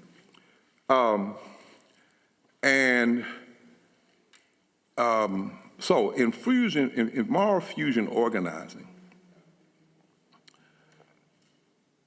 the first thing that you have to do is called moral, you got to do a moral assessment, a moral analysis. Say that with me, analysis. If you're thinking about really building a movement that's going to make a difference, you don't just go grab a sign and start and don't even know really what it's about. You just somebody told me hold this sign, or you just go to one event and that's all you do. The first thing you do, if you're going to stick in it, if you're going to really make change, you have to do an analysis of what is the political atmosphere, what's going on, what is the issue, why is it an issue, who does it impact, right? Why should the church be involved anyway? But see, because from a moral religious standpoint, hey, Sangrita, I just want y'all to know Sangrita, she's back there. She's been handing out everything. From a moral standpoint, from a righteousness standpoint, that's a word that you see in the Bible, the church doesn't stand up for or against an issue because it's a Democratic issue, a Republican issue, because one of the members on the deacon board wants it, because one of the a powerful family in the church wants it, because the pastor just wants it. We have to have a grid, something that guides us to say we get involved in this issue. And for the church, if I can narrow it quickly, for us, It's Luke chapter 4, verses 18 through 19, and Matthew 25, and Isaiah chapter 10, that are the three scriptural grids that we put on top of any issue to even decide if we ought to be involved. And I say that your pastor's been doing this for 30 years, so it's not new to you, but why are we even engaged in it? Because if the church is going to be involved in the issue in the public square, we're not supposed to sound like everybody else. Even if if you're just a moral movement, if say it's not necessarily from the church, but you're saying, I'm here because it's a moral issue. Well, what makes it a moral issue? How do you determine that it's moral? So in our work, we say we use our deepest religious values and our deepest constitutional values, right? Now, on the religious values side, from a scriptural standpoint, Isaiah 10 says, woe unto those who legislate evil and rob the poor of their rights and make women and children pray, P-R-E-Y. So if an issue comes up in the community, I'm going to take that scripture and lay it up there and say, let's see if this is legislating evil. And how do I know if it's legislating evil? Does it make women and children pray, P-R-E-Y? Does it hurt women and children? Does it take their lives? Is the issue in the community people pushing it because they know they can get away with it because it's feeding on the least of these? And does it steal the rights of the poor? Does it hurt the poor? The poor have a right not to be violated. The poor have a right, it's a God right, not to be oppressed, not to be kicked, right? Yesterday, and not the other day in the General Assembly, they vetoed a bill that was challenging Duke power. And some of the people on the floor said, well, let's don't worry about the fact that how it's going to hurt the poor. At least North Carolina's going to make more money. Now, see, if I was going to speak on that issue as a pastor, and my members were going to go, we wouldn't say we're here because the Democrats disagree with that issue. We're here because the Republicans support it. No, we're here because that bill legislates evil. How do I know? Because it robs the poor of their rights. And it makes women and children pray. You know what pray is? Pray is something you eat, you catch, you kill, you destroy. Not P-R-A-Y like this, but P-R-E-Y. And anytime people in power will pray, P-R-A-Y, at the beginning of their commissioners meeting, their city council meeting, their legislative meeting, and then after they P-R-A-Y, they pass bills that P-R-E-Y, there ought to be a moral outcry from the church, from the moral voices of the community. The other scripture is Luke chapter 4, verse 18, which is Jesus' first sermon after his beginning of his public ministry. And Jesus lays out a category of people that he says, this is the ethical framework and focus of the Holy Spirit. That the Holy Spirit is not just what makes you clap your hand and pat your feet. The Holy Spirit actually has an ethical agenda. An ethical agenda, right? That's why the slaves used to say, everybody talking about heaven ain't going there, because they watched people go to church, but they didn't follow the ethical agenda of the scripture. And Jesus says, the Spirit of the Lord is upon me. Upon me. In other words, it's the agenda from above. It comes down from a higher place. It is that which is born not of us, but born of God, who has a right to set the agenda for God's church, for God's people. The Spirit of the Lord is upon us, preach good news to the poor, for he hath anointed me. And anointed, there's interesting, that word, anointing, in the Old Testament, when that same scripture comes out of Isaiah 61, there were two words for anointing. One word for anointing meant things you anoint to sit in the temple, like you anoint the pulpit, or you anoint the lavers that they use to baptize people, or you anoint that. That was a kind of anointing.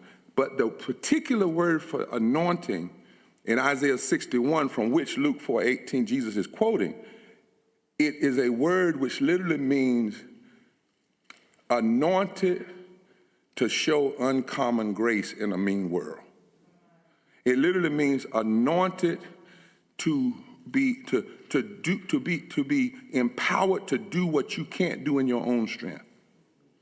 It means that's moshach is the word in Hebrew. It literally means to be anointed in such a way that you have to speak to the death of our times. Whatever is killing folk, I'm anointed from God to speak to that and challenge it. Even if it doesn't change, speak to it.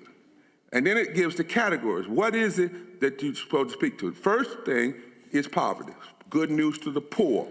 And the word there for poor is patokos, P-T-C-H-O-S, which in Greek means people who've been made poor by policy. There are three other words for poor. One of them is you just lazy. That's not what the word Jesus uses. Another word is poor because you may have just happened to become poor because of an uncertain sickness. But the poor in Luke 4:18 is when you are poor and low wage because policies make it so. And the anointing of God says the church has to challenge that. And then there are other categories. It says healing to the brokenhearted.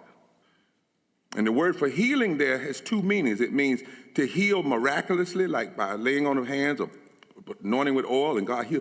But the word also means to remove that which is making people sick in the first place. So to heal the brokenhearted means people's hearts get broken not by mysterious people, but by other people and politics. That's how folks' hearts get broken. So he says, preach good news to the poor, healing to the brokenhearted, recovery of sight to the blind.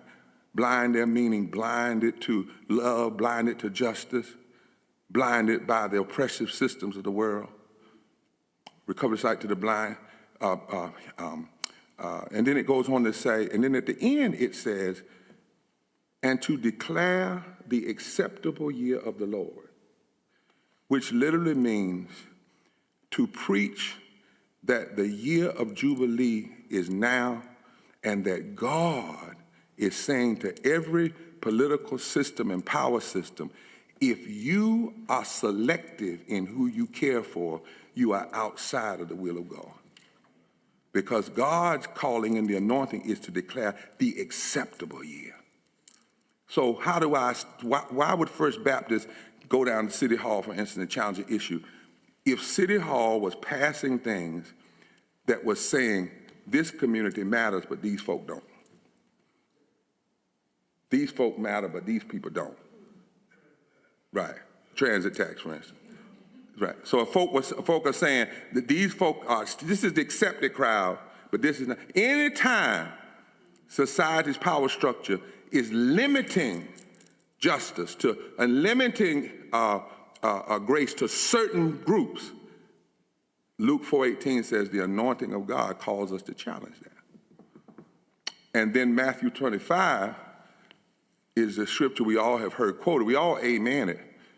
But sometimes we miss it. When Jesus said, he said, and I will say to the nations, governments. A lot of times we have taken that as an individual text. He says, but he said, no, I will say to the nation, when I was hungry, did you? When I was naked, did you? When I was sick, did you? When I was in prison, did you? Inasmuch as you've done it unto the least of these, you've done. So a church's public platform has to ask this question: who are the hungry? Who are the naked? Who are the in prison? Who are the least of these in the community?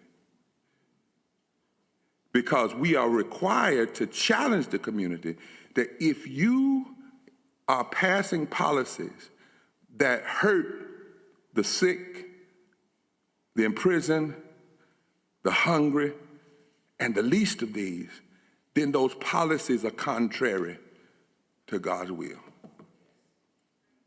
And so the first step of a congregation organizing around how it's going to, where it's going to stand is to take, and it doesn't have to be those three scriptures, because there are 2,000 scriptures in the Bible that speak to the issue of how we stand in relationship to the poor, the least of these, and those on the margin. By the way, I thought I'd mention that. You can't, if you take all those scriptures and cut them out of the Bible falls apart. Bible, literally, it is no more Bible. It's actually how I opened my class at Yale. When I open my class at Yale, I come in with a cellophane bag full of all the scriptures that talk about justice, love, and mercy, and I dump it on the table, and then I show them the Bible it came out of. And say, now, is this your ministry? Is this how you're going to preach? You're going to preach with a holy Bible? Not holy, H-O-L-Y, but holy, the other way. Right? So, but you have to have and decide, this is the grid that we're going to analyze where we stand on the issue. And pastors like yours does has a responsibility to say, I'm not just standing against this issue because I don't like it or I don't like the people who pushing it. I'm standing because we're required by the scripture and by the anointing of the Spirit. And so if we don't do it, we're going to be held accountable as a church. And if not now, we're going to be held accountable when we face God. But the problem is, a lot of times we're going to be held accountable now because if we don't do it, I guarantee it's going to hurt people in your congregation that you call brother and sister.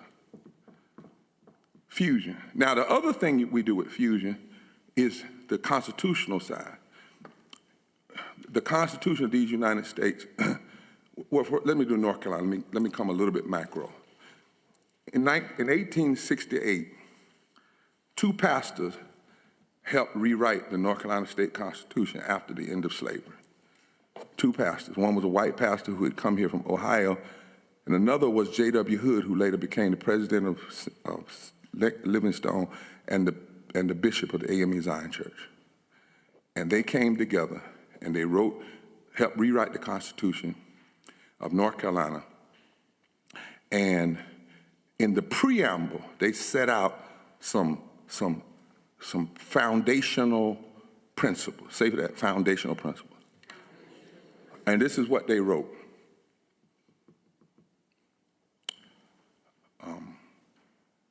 We hold these truths to be self-evident, that all persons, now you know the federal stuff doesn't say person, it says all men. But when these two preachers helped rewrite the North Carolina Constitution post-slavery, they took out men and inserted person because they knew that God was concerned about all people regardless of their gender. We hold these truths to be self-evident that all persons are created equal, endowed by their Creator with certain inalienable rights, among which are life, liberty, what?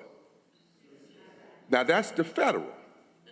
But when two preachers trying to lay down principles that would keep us from going back to slavery, they added something. We hold these truths to be self-evident that all persons are created equal, endowed by their Creator with certain inalienable rights, among which are life, liberty, the enjoyment of the fruit of their own labor, and the pursuit of happiness.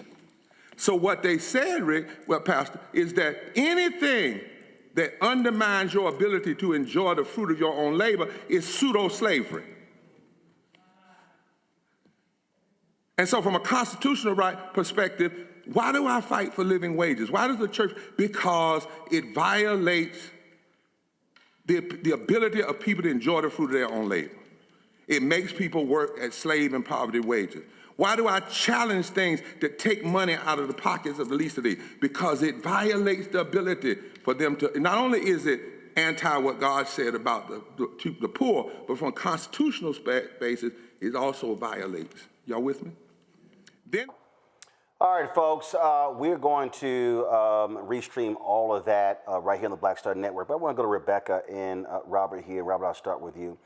Something Reverend said there, Bishop said there, that you know, I talk a lot all the time in my speeches as well, is that if we're talking about how do we mobilize and organize people, we have to go micro, macro, not macro, micro.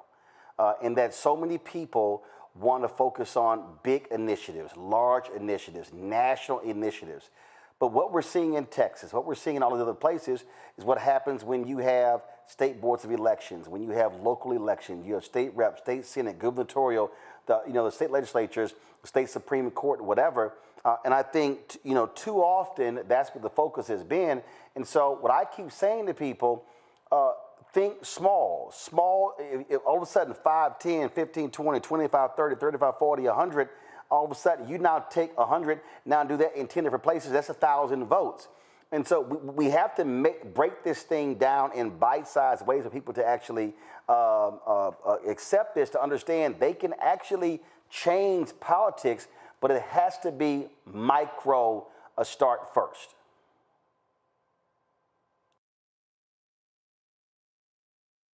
You're muted. You're muted.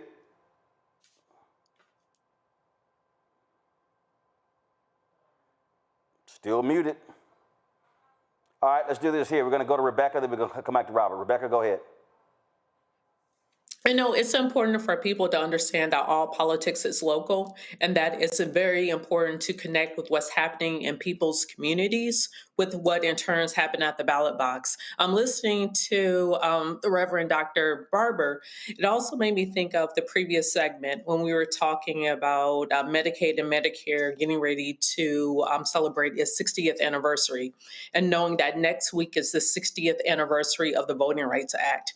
And it's just so interesting now, all of the things that are intersected around 60 years ago, and what the fight for civil rights, what the local fight, and then what became the national fight. One thing that we can understand is that whether it's our individual health at the micro level is determined by macro health of this country, which is at the ballot box. Robert, we have you now. Yeah, and Roland, just kind of piggybacking off of what Rebecca said, we absolutely took our finger off the trigger. We took our eye off the ball after 2008, and that's when the Democratic Party decided that they would invest everything on the federal level. They would send everything to Obama for America. It was so important to keep the presidency, to keep the Senate, that they forgot about grassroots efforts. After that, for the next decade or so, we lost 1,044 races on the state and local level. After Obama came to power, because they stopped investing in those little races. And that's how they built this MAGA movement from the ground up in the course of about 10 years, which means that on this outside of that, we can do the exact same thing. For the last few weeks, I've been going through the MLK files since they came out, just seeing what they released to what we can find. And I want more people to start reading through and understanding what people were doing 60 and 70 years ago in church basements with telephones and without the internet, meeting individuals in PTA halls, talking to your neighbors. They were able to literally change the entire arc of the moral universe just by connecting on those small levels with the people around them and deciding that enough was enough. If they can do that, there's no excuse for our generation to drop the ball and let things roll backwards on our watch, simply because we did not put the work in to organize people on the ground. Absolutely, and those were decisions that actually made, and I remember 3 individuals, Paul Bagaya, James Carville, Rahm Emanuel, did not want Howard Dean to remain as DNC chair because they wanted to focus on national races, and they convinced Obama to get rid of him when Dean kept talking about a 50-state strategy. That, to me, was an absolutely dumb decision by President Obama to do that. You're absolutely right. Everything about being about Obama for America had also just basically caused the DNC to be completely gutted, and so you saw the results of that. And so, but what I want our people to understand is what I'm talking about here is not a political party. What I'm talking about is black grassroots, what we can do to mobilize and organize our community and ourselves. And I'm telling you, as long as we keep sitting out elections, we are making MAGA's job easy. And we should be making their job hard. They are attacking black people. They are attacking the black agenda. They want to defund black America politically and economically. And for all of y'all people, and I'm going to say it right now, and I don't care, y'all need to stop listening to Umar Johnson. Y'all need to stop listening to Tariq Nasheed. Y'all need to stop listening to all of these fools, the Boyce Watkins of the world, all of them, who tell you voting doesn't matter, because they're liars. Because you are seeing what happens when people do vote. And you're seeing public policy. You're seeing right now, because of Donald Trump holding the levers of power, having the White House, the House, and the Senate, they are extorting $500 million from Harvard, $200 million from Columbia. They're now targeting UCLA and others. They're using civil rights laws against black people. Now, some of y'all might say, well, that's Harvard, that's Columbia, that's UCLA, but they're targeting the black people in Lowndes County who had sewage in their lines, sewage in their yards. They're targeting the HUD lawsuits as well. They're letting millionaires, the guy with Fat Burger gave a big donation, Donald Trump, they canceled the $47 million lawsuit against him. These things are happening before our very eyes. So anybody black, and I'm going to say this before I go, because I go to break, come to my next story. You have never seen white folk say, don't vote. You don't get nothing for that. So why in the hell would you listen to somebody black telling you that? Every single thing in our society, I don't care whether y'all like it or not, impacts by politics. Take your pick. Take your pick. Your interest rates on your car in your house, that's politics. That's the Fed. The whole deal with credit reports, yep, politics. I can go on and on and on. So we would be stupid to listen to anybody who tells us, don't vote. I'm not saying that is the be-all to end-all, but I can tell you this here. We're seeing right now what happens when evil is in control of our politics. And he's going to be there for at least the next 3.5 years. You better buckle up because it's real. Got to go to the break. We come back. We're going to talk with the owner of a Chicago food company.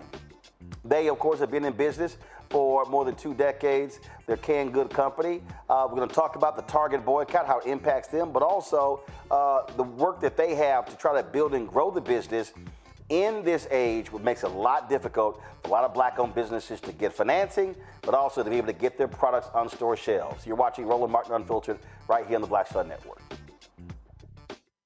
This week on the other side of change. Zohran Mamdani, the New York City mayoral race, and this progressive wave that has sent such a shockwave through all of New York City and really the rest of the country. Emil Bove is going to help us understand what this mayoral election means and how we make sure that it translates across the nation. Can you imagine national Democrats like identifying themselves as having flavor or riz or swag? Like, absolutely not, right? So hopefully the city does what it can in November to help resurrect this dying party and honestly just resurrect our democracy. Only on the other side of change on the Black Star Network.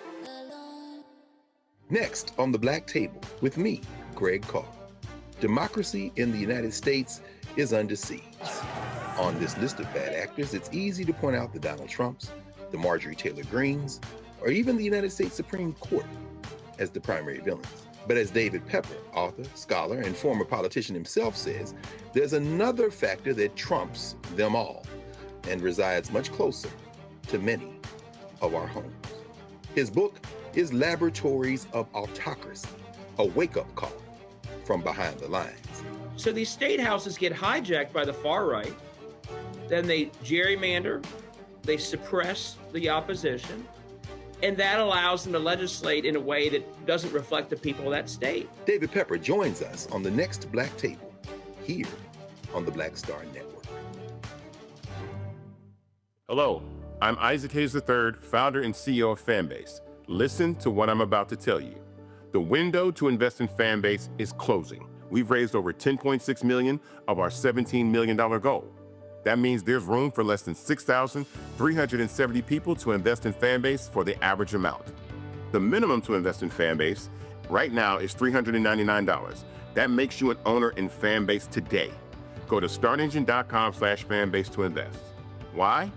Because current social apps have taken advantage of users for far too long, with content suppression, shadow banning, harmful racist content, and no real tools for monetization and equity. Fanbase has over 1.4 million users and counting, allowing anyone to reach all their following and monetize their content from day one. Social media is the new TV, and whoever owns the apps that distribute that content have the opportunity to own potential billion-dollar companies. While big platforms with uncertain futures are failing to serve their users, Fanbase is stepping up to fill the gap. Don't wait until it's too late. Invest now, invest for yourself and your future. Go to startengine.com/fanbase and own the next generation of social media.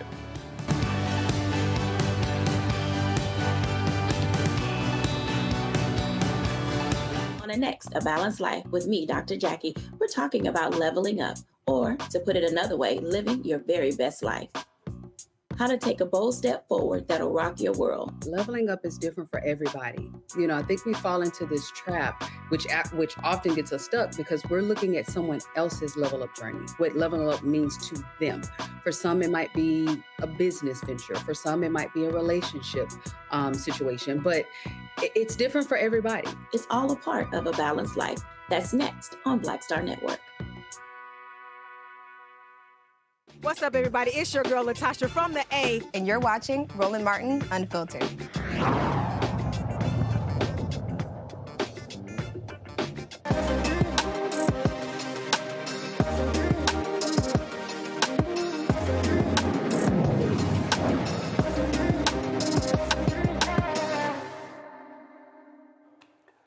All right, folks, in our marketplace segment, we focus on black-owned businesses, and we don't just talk about, the great things, but the good, the bad, the ugly, all that good stuff that comes with it. And how do you build and grow businesses? You always hear me talk about capacity, how we have to build capacity, how we have to be able to continue the businesses to grow. Because what often happens is the owner will start something, and it's, in a lot of cases, the children don't take over the business to continue to actually grow that business. Well, what we have out of Chicago, Good Foods, a canned good company that was started a couple of decades ago. Now, the CEO is Andrew Johnson. He's the second generation CEO, owner of Good Foods. And he joins us right now. Andrew, glad to have you here. So first off, for folks who don't know, they may have been in the stores, they may have seen the products. How did Good Foods start? So I'll sum up 2 decades in about a minute. But my father started this in 2003, was a corporate pharma rep, and worked at Abbott 35 years. And at a certain point, he said, hey, I want to start my own food business. I have the connections. And so Good Foods was really started out of frustration of corporate America, but also in a necessity to provide canned goods and products that we can afford, that are nutritional, and available to the community. And so we really started in the food deserts of Chicago, in the WIC centers. There's a very unique opportunity and situation there where they have grocery centers only catered to WIC participants. And so we call it the golden age of Good Foods. That was, when my dad, we had this contract. So he, right off the bat, won this contract to supply all the centers. So let's imagine if you go into a Kroger or a Walmart and everything is coming directly through us. We were doing frozen, canned, baby food, anything you see in the grocery store, even dairy, fresh produce. And so really government sector, distribution company, and then sort of over time we transitioned into retail. Local company in Chicago called Jewel Osco, which is like Albertsons, found out about us and found out about the family story, the business, and asked us to start selling to them. So it sort of went from like couple hundred stores in Illinois, then we expanded into Indiana, and kind of moving along really more in the government sector, and then sort of a little bit of retail, and then that pandemic hit, man, as you remember, and we just kind of took off, just timing, never giving up, being in the right place, and we sold a year's worth of supply in about 30 days. Wow. And so we went from like two. Why is that? Because the folks were just at home and they folks, well, if nobody could get any canned goods too, right? So all the big fellas, the Del Montes, I don't want to say any competition on the show, but everybody basically was already allocated. And so we were able to kind of slither in there and get a lot of this business that some of these big fellas couldn't produce for with some of the stores. So we went from 200 stores to about 4,000 in about a year and a half. 200 to 4,000? 200 to 4,000. Wow. Yeah, over 800% growth. And so that's abnormal. It's abnormal. Yes. So yeah, the whole family joined in, because up until then it was we had a small staff, but less family, more outsourcing a lot of the work. And my sister joined, mom joined, everybody was all hands on deck, right? Because it was the pandemic. And from there, unfortunately, in the middle of that, my father passed. I'm sure I think you know the story. Also Alpha, I saw your shirt, as you know. And, also I want to say, first of all, thank you for being on the show, having me on the show, because I met you, I think I told you on the phone back in 2012 with my father. And shout out to my Uncle Charles Robinson. He's sitting at home watching right now. If I don't mention his name, he's going to be calling me after the show. So shout out to Uncle Charles. And you were very gracious. I didn't even know what I was doing back then. My dad had started a business, right? But I was slowly, trying to figure out what he was doing. We didn't know. Because, government work, you're like, okay, that's cool, Dad, but I don't really understand it. Right. I'm in college.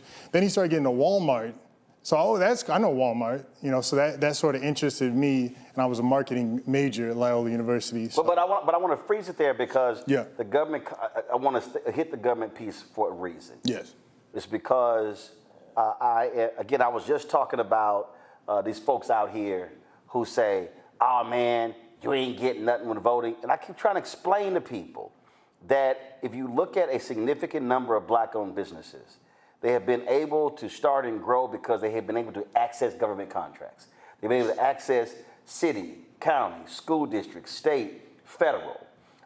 And this is a reality. And when I talk about building capacity, the ability to be able to have locked-in contracts. Once you have that, you can go to a bank and say, oh, X number of contracts, X number of goods, this is exactly how many units we're going to be moving out. Now, lines of credit, loans as well. So people were crapping on Biden and Harris, but the reality is it was less than 2%, but it was a record $10 billion in federal contracts that black folks got. So anybody who says that stuff is irrelevant, without those government contracts, there is no expansion to 4,000 stores. There's no good foods. It was started through government contracts because it's very expensive to do retail business. Government work is it's relationship based, so there is a liability with that because one person leaves and then you're kind of liable to whoever's coming up next. If you don't have that relationship, hey, you're out. I got a guy that's cheaper than you. It's very price based. Now in retail, it's about the brand. And that's why you've probably seen us on TikTok. We've been slowly becoming the TikTok brand, and that's great, however you can get the word out. It's all about name brands. When you walk into a store, folks are looking at name brands. They're looking at, I know that food company, and then what happens is that also impacts where you get placed on shelves. Yes.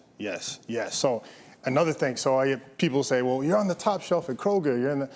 it's very, very competitive. There's thousands of brands that don't have any shelf space. Some of these stores, we have 8 SKUs, 7 SKUs. I mean, my dad used to say... First of all, when you say 8 SKUs, meaning 8 different cans. 8 products. 8 different products in that store. Yes. Got it. Yes. So some places, it's regional. Some at Walmart's, we have 4, Target 4, and Meijer 8, so it depends. But, the most expensive real estate in America, my dad used to always say, is that grocery shelf. Yeah. Because you have to pay to put on scan down. You have to constantly run promotions. A lot of people get sliding fees. There's a lot of pay to play, and then the marketing. So there's give and take between government and retail, but ideally you want to have both. Right. If you're trying to build a sustainable business. But people need to understand though, and that when we're talking, a lot of people watching, and I love it when these people got lots of stuff to say. Who don't know a damn thing about the business, who don't understand the reality. We need to have more of this and more of that, not understanding what that takes. I hear all the time in media, and I go, okay, you do know in terms of cameras and teleprompters and monitors and all these, it ain't just easy to say we need this here. And Chicago is a flashpoint because that's what Operation Breadbasket was about. It was leveraging protests to get products in grocery stores. The reason you had those black millionaires and those major black businesses in Chicago in the late 60s and early 70s and 80s was because of Operation Breadbasket. But you then come in, your dad then comes in what I would call that second wave, because basically you had this first wave of black people who were in corporate America.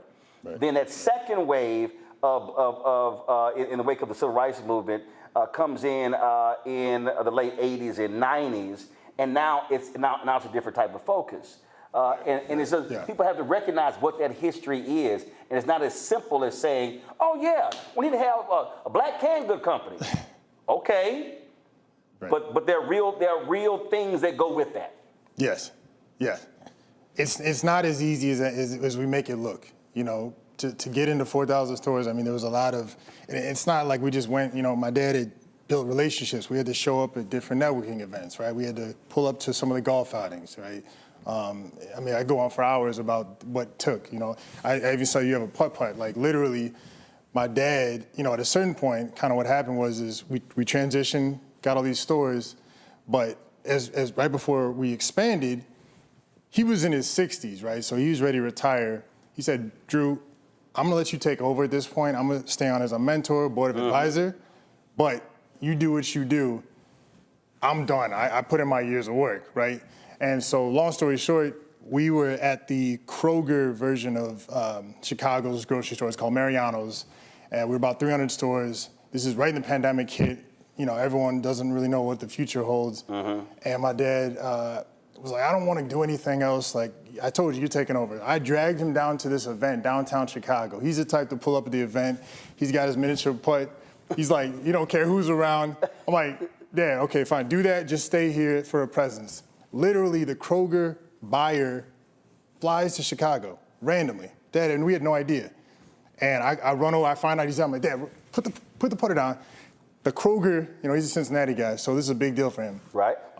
And so long story longer, he, we found out that we were local. We had all these canned goods stored in our warehouse, and that's how we really expanded. And from there, just trickle effect, you know. Literally, that's it. It's relationship. It's relationship. I'm going to bring my panel in just a second here. Yeah. But one of the things that we also talked about is that you guys are in Target. Yeah. And that was not an easy thing to get. Again, getting into these retail stores takes a long time. How long did it take for y'all to crack that code to finally get in? Target was, I mean, we started back in 2017. I'll say that I actually put it out there, hey, I want to be in Target, and for everybody from our banker to my father to just our accountant said, hey, that's even our farmers, the farmers that we produce with, that's a very difficult account. Target is not a traditional grocery store. They don't really move a lot of food products. Gotcha. So, but hey, you have my blessing if you get it. So from there, it was like 200 emails, right, to the Target buyer. Never, no responses. Some little response, hey, they connect you with this person, you get a meeting, and the business terms don't work out. And so the process was like 5 years. It was 5 years of just going back and forth. And so I say, like all the time, it's like the stores you see us in, they agreed to our business terms. I pitch regularly every day of my life to every store possible. So I would love to be in H-E-B, Costco's, even more Walmarts, more Targets. So, you know, it was not an easy process, and it was way before, you know, a lot of the controversy that's going on. And so a lot of times people don't understand the history. You know, 2 decades of work went into Target even being able to take us seriously. I had to get into Kroger first. I had to get into Walmart first. Oh, okay, now you're really in my backyard. You know, I'm within a 10-minute direction of every Target. Okay, I have to take these guys seriously. You know, one of those situations you kind of be too good to ignore. How have y'all been impacted by the Target boycott? We took a huge hit in January. You know, up until January, when we did get into Target, actually became our #1 seller, #1 selling store. When January hit and all the controversy came out. January 24th, this memo about them ending DEI drops. Right. Next day, a couple of calls for a boycott. Then all of a sudden, that thing starts February 1st. So I would say within the first week or two of February, we saw a dramatic decrease. I mean, almost 50% decrease in sales, because the audience that they had brought us in really to push us at was no longer going to the store. And, you know, knock on wood, we've luckily in the last month, I would say, literally, I mean, people are starting to slowly get back into the store. We saw an increase and saw some of the sales back on certain items. But, you know, it wasn't like before, you know, when we were really moving, before January. Did they, and I'll talk to other folks, did they communicate with black-owned companies what they were going to do? I talked to others who said they were totally caught off guard by this decision, and they were sort of left out there being forced to defend themselves. People like, yo, man, pull your products, not understanding that you have contracts. That's money. Ain't that simple to say, take your product off shelves? Right. We were very blessed, and so a lot of people don't realize, there's a lot of African-American executives at Target. Nobody knows what's going on, except the CEO and the investors. Everyone else is just kind of trying to figure it out. This is from what I understand. I have a broker, I have a sales rep, but, we didn't get a memo. We had to kind of fend for ourselves, but I will say that the buyer, specifically for canned goods, it was a young African-American woman. Huge shout out to her because she really kept us in the loop. She was very transparent when I said, hey, what should I do? What can I say? Because I'm getting, emails and voicemails like, take your product off the shelf. People don't understand there's fees and fines associated with thousands, hundreds of thousands, depending on your distribution. It's not like I can just pull it off. And also, you understand, a lot of people, you use Target to leverage in other stores, So, yeah, it's not easy. I can't just take it off without a huge repercussion of some. And a lot of companies could go red, could go under with fees like that. And have they since communicated with you and others? And because what I've heard from other black-owned companies said, they're like, dude, yo, y'all gotta say something. Y'all gotta communicate. This going in this cone of silence is nonsensical, and they're not even willing to sit down and talk with, the leaders of the boycott to walk. I keep hearing. I saw Rich Dennis go on the Breakfast Club talk about all these great things Target has done, how amazing they've been, and I said to Rich, okay, so when is Target gonna say that? Right. He's like, well, that's on him. I'm like, well, that's one of the reasons why they're getting their butts kicked. Yes. And that's why I wanted to come on the show, because I think, we have a very unique situation in the sense that the buyer that I was dealing with, I will never not say that she was super transparent and super helpful throughout this process. She is now off the desk, so I have a new buyer that I'm dealing with. But they've been communicating as far as business. Hey, I'm getting orders every week, but as far as what was announced in January, nobody knows. My broker has an office down the street from Minneapolis, next to Target headquarters. He doesn't know. He can't get any answers. So wow. I have to kind of play it by ear, and it's a day-by-day thing. Before I go to the panelists, you mentioned Costco. Costco, affirms their support for DEI, and so I put something out on social media as a test, as a test. And I just asked the basic question, hey, y'all know how many black-owned products are in Costco? And it was like 6 or 8.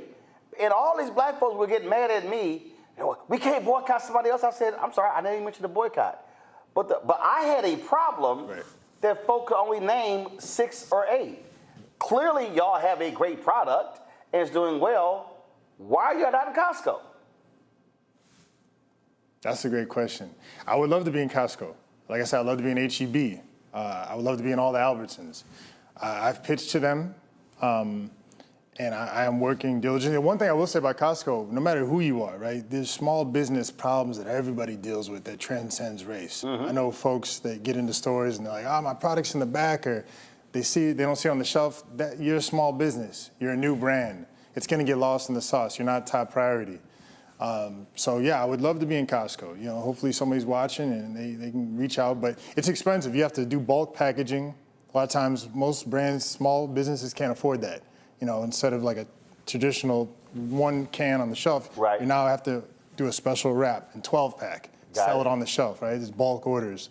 Then they want you to do maybe a custom wrap. That's another additional price. Right. And something like canned goods, super slim margins, that could really crush you. There's no room to make any money. So you might get a huge order, but how much did it cost to make that? Got it. Yeah. Questions for the panel. Rebecca, you first. Andrew, thank you so much for being on the show tonight. So there are many questions in the chat, and the biggest question is that you're talking about your products and you're saying that they're all natural. Do you use GMO or genetically modified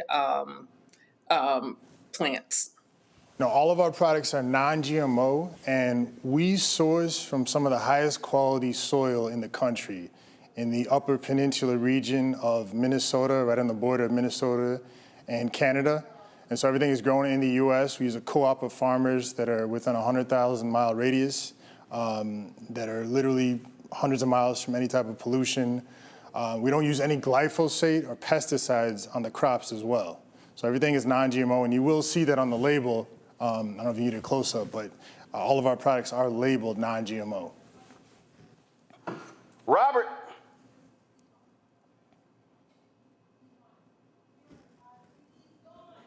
All right. Robert's not there, not a problem.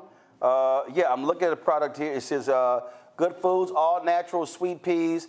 I will never be eating these. I hate peas.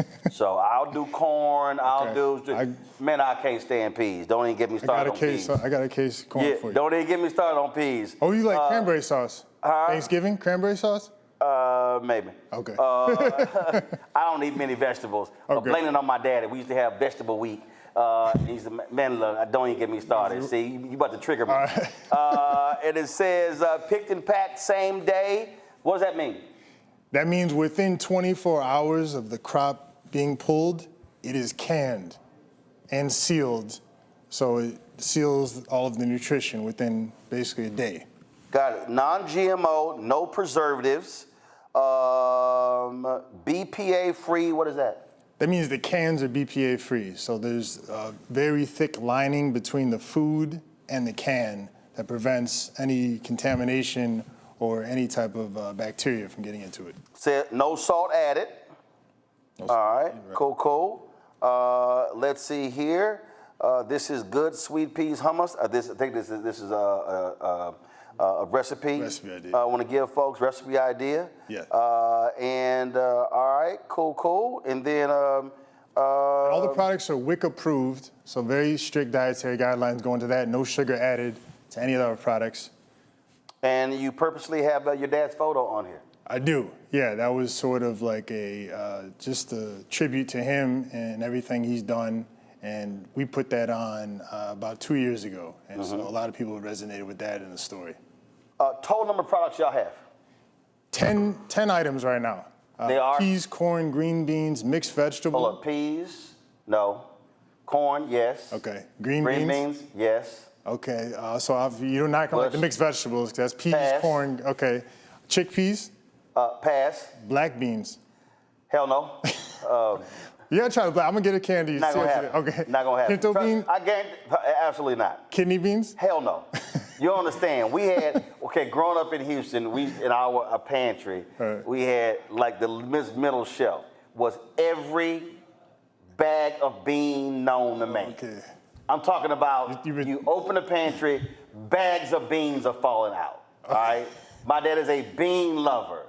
If I don't see another bean in my life, it'll be awesome. So you traumatized. Dog, you don't understand. I'm guaranteed I'm gonna get a text from him. I mean, if you name a bean, a bag was in that pantry. Okay. Like every bean known to man. I'm gonna get you some corn. Rebecca, what's up? So look, we've been talking about health and how food and nutrition is good for foundational health. This is how our ancestors lived to be like 100 years old, 105 years old. So you have to get your protein through some non-animal products. Right. So what I'm gonna do is I'm gonna eat the vegetables. I'm gonna eat the vegetables that I like. How do you not like vegetables? I just told you why I don't like them. No, you did too. I'm asking, how do you not like vegetables? Easy, because I don't like them. Well, guess what? There's a lot of I done told you. It's good for us. Listen, I'm real clear. 5 to 7 servings a day. Okra is green, and okra is green as a vegetable. I eat that. Okay. Green beans, green beans, especially made with garlic sauce. Rebecca, breathe. Green beans. Andrew. Green beans, I'll do that. Okay. Cabbage, absolutely would do that. Okay. I'm gonna have to get an okra then. Boom, we good right there. We good right But there. you're not getting your micronutrients. Are you taking a daily multivitamin then? Because you're missing a bunch of. Actually, you're wrong. Yeah, baby, it's called one a day. See, I'm way ahead of you. I'm way ahead of you. See, don't be. See. But our bodies absorb it better when we actually I eat it. understand all that. I just made it clear to you what I ain't eating. I remember when George H.W. Bush was president, and he was like, "Look, I'm the president. I ain't eating broccoli." And all these broccoli produce folks parked 18-wheelers in front of the White House of broccoli. He's like, I don't give a damn how many trucks out there. I ain't eating broccoli. That was the one time I was like, HW, I'm with you on that one right there. I'm gonna have to pull up with some beans truck. You come up here with a bean truck, you gonna get cut. I'm telling you, my daddy love it, but I ain't. So, Rebecca, you can shake your head all you want to. I'm trying to live until 105 years old. So I know I need to eat. I'm trying to live until at least 105 years old and have a good quality of life. Hey, that requires good beans are part of longevity. Look at the oldest. George Burns smoked a cigar 4 cigars every damn day. I don't even smoke it. He lived to be like 102. So, touche. Okay, all right. So what? He smoked a cigar. So what? They tell you don't smoke. And hell, he did cigars every single day of his life. Okay, all right, okay. Roland, you're doing too much. You're doing the important work in this country, and I already told you. Nutrition has to be on point. I know the vegetables I eat. I will eat cabbage 7 days a week. Okay. Is it a vegetable? Yeah. Is it green? Yeah. End of story. So you are getting some vegetables in. Huh? You are getting some vegetables in. Okay. I got nothing to complain okra. about. Okay. I do green beans. Right. I do cabbage. Right. You said corn, right? I do corn. Okay, corn. I got you on the corn then. Hell yeah. And corn is a vegetable. Yes. Yes. I love that people say, it's a starchy vegetable. See, hold up. I'm talking to the vegetable expert here, Rebecca. I think he knows something about. So, corn is a vegetable. Corn is a vegetable. Corn is described and categorized as a vegetable. Precisely. Yes. That's what it is. Now, people digest it differently, so that's a whole nother story. Precisely. And a lot of that is based on... I ain't got no digestion problem. Right. But again, I eat 3 green vegetables. Rebecca, but I damn sure not gonna eat no asparagus, green peas, broccoli, or the rest of that stuff. If you want that, go right ahead. I already covered that. Hey, Rebecca, we already covered all that. Rebecca, it don't even matter. You can sit here and you can holler, scream all you want to. I don't care. You can dress that sucker up however you want to. It ain't gonna happen. Now, let me. How do you get fiber? Huh? How do you get fiber? What the hell is you think oatmeal's for? Okay. With sugar. Hold on. Oatmeal not fiber? Oatmeal not fiber? Wait, is it processed oatmeal? Is it steel cut oats? What kind of oatmeal is it? Is it that instant? What are you talking about? It's oat damn meal. See, oatmeal does have fiber, but I love how they throw something out, then you want to add some stuff. No, it's oatmeal. Is that not fiber? That's fiber like a mother. It depends on how it's processed, what the actual reliability of that fiber. Yeah, okay, all right, okay. Then let me go. I will say there's nothing better than the root, the vegetable from the ground, right? That's the best source of fiber, is getting it straight from the ground. But definitely, yeah. Oatmeal got a lot of damn fiber. I ate oatmeal every day growing up. Every damn day. Yes. Now, people hate oatmeal, but that ain't my problem. I like oatmeal. I'm good with it. Okay. Any damn thing else you got to add?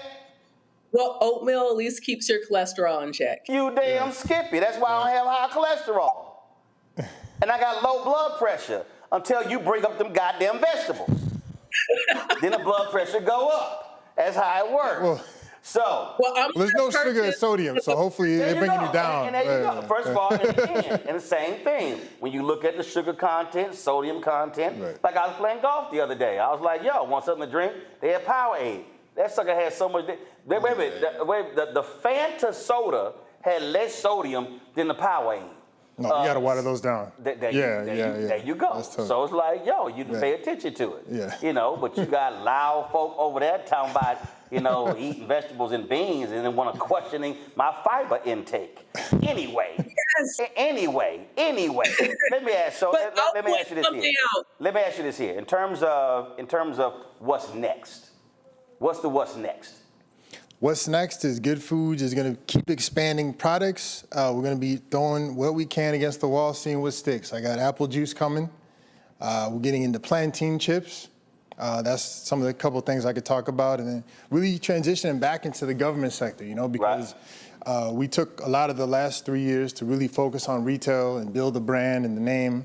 But as you know, with the just whole climate of the economy, it's tough out there. So we're really balancing a little bit more on the government side, but look out for some new items from Good Foods to be tested out and check us out at goodfoodsfamily.com. Type in your zip code on our store locator and you'll be able to see where you can find Good Foods at. We're also online at Target. So you said Good Foods, G-O-O-D-E. Yes. Foodsfamily.com. So you go to the website, find in stores. Right.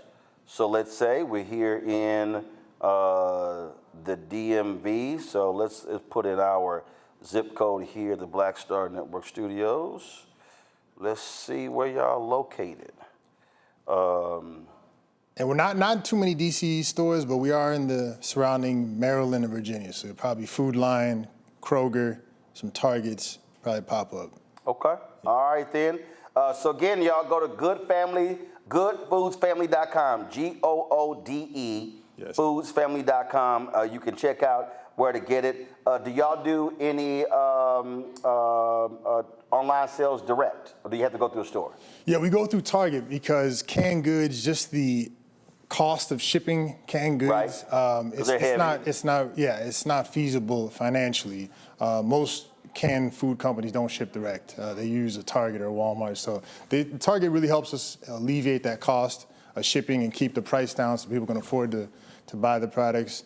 And then also, if you are a Thanksgiving turkey cranberry sauce person, remember, put that ocean spray down, grab some Good Foods. We are officially a Target. So there you go. Yes, sir. So we are here. So I'm trying to sit here and type into the website. There we go. The iPad was acting up.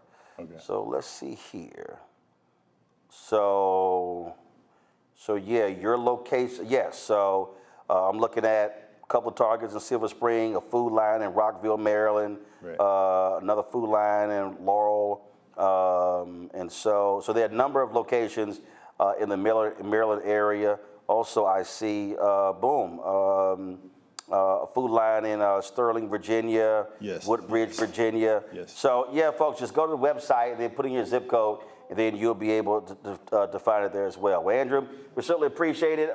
Good luck with growing the company again. You know, I talk all the time about how we have to build capacity, and it's not simple. And people have to understand the business of the business. You can have a great idea for a product, but if you don't understand that business part, the rest of that stuff don't matter. Right. All right. Appreciate the opportunity. I appreciate it. Thanks a bunch. Thank you, sir. Folks, going to a quick break. When we come back, a couple more stories to do right here on Roland Martin Unfiltered on the Black Star Network. And I ain't eating them damn beans, Rebecca. Back in a moment. I guarantee you,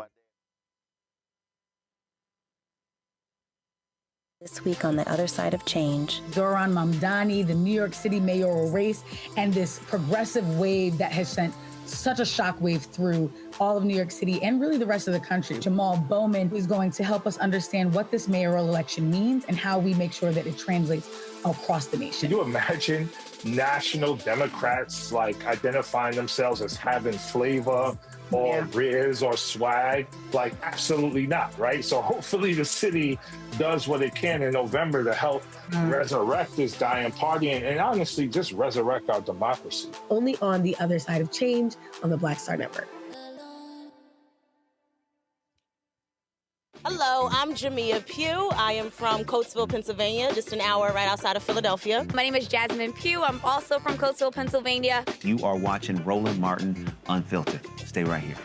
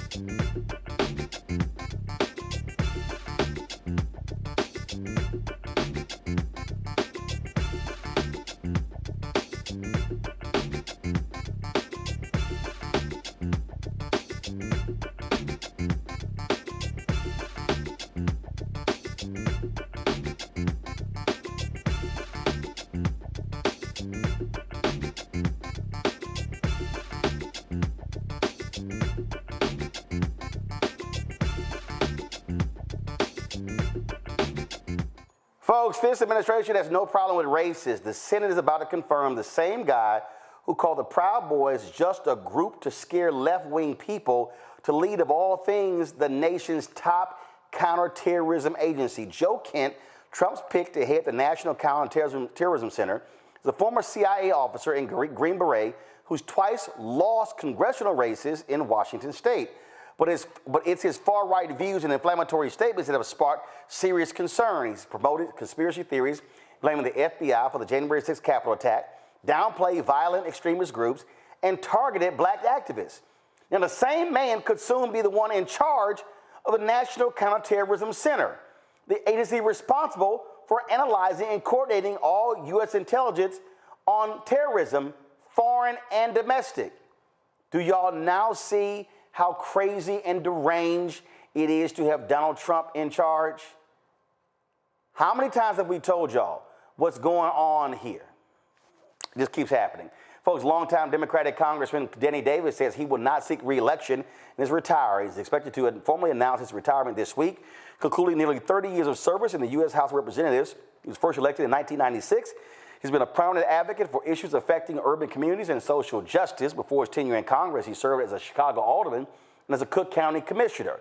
His departure signifies another shift within the Democratic caucus as several veteran lawmakers prepare to step aside. Davis is anticipated to endorse Illinois State Representative LaShawn Ford as his preferred successor in the heavily Democratic 7th Congressional District.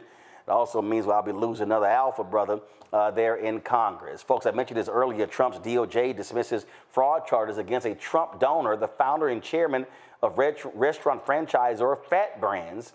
Andrew Wheatonhorn was indicted on allegations of concealing $47 million from the IRS, which he improperly characterized as shareholder loans. In Tuesday's court filing, U.S. Attorney Bill Asaley in L.A. announced the dismissal of all charges without prejudice.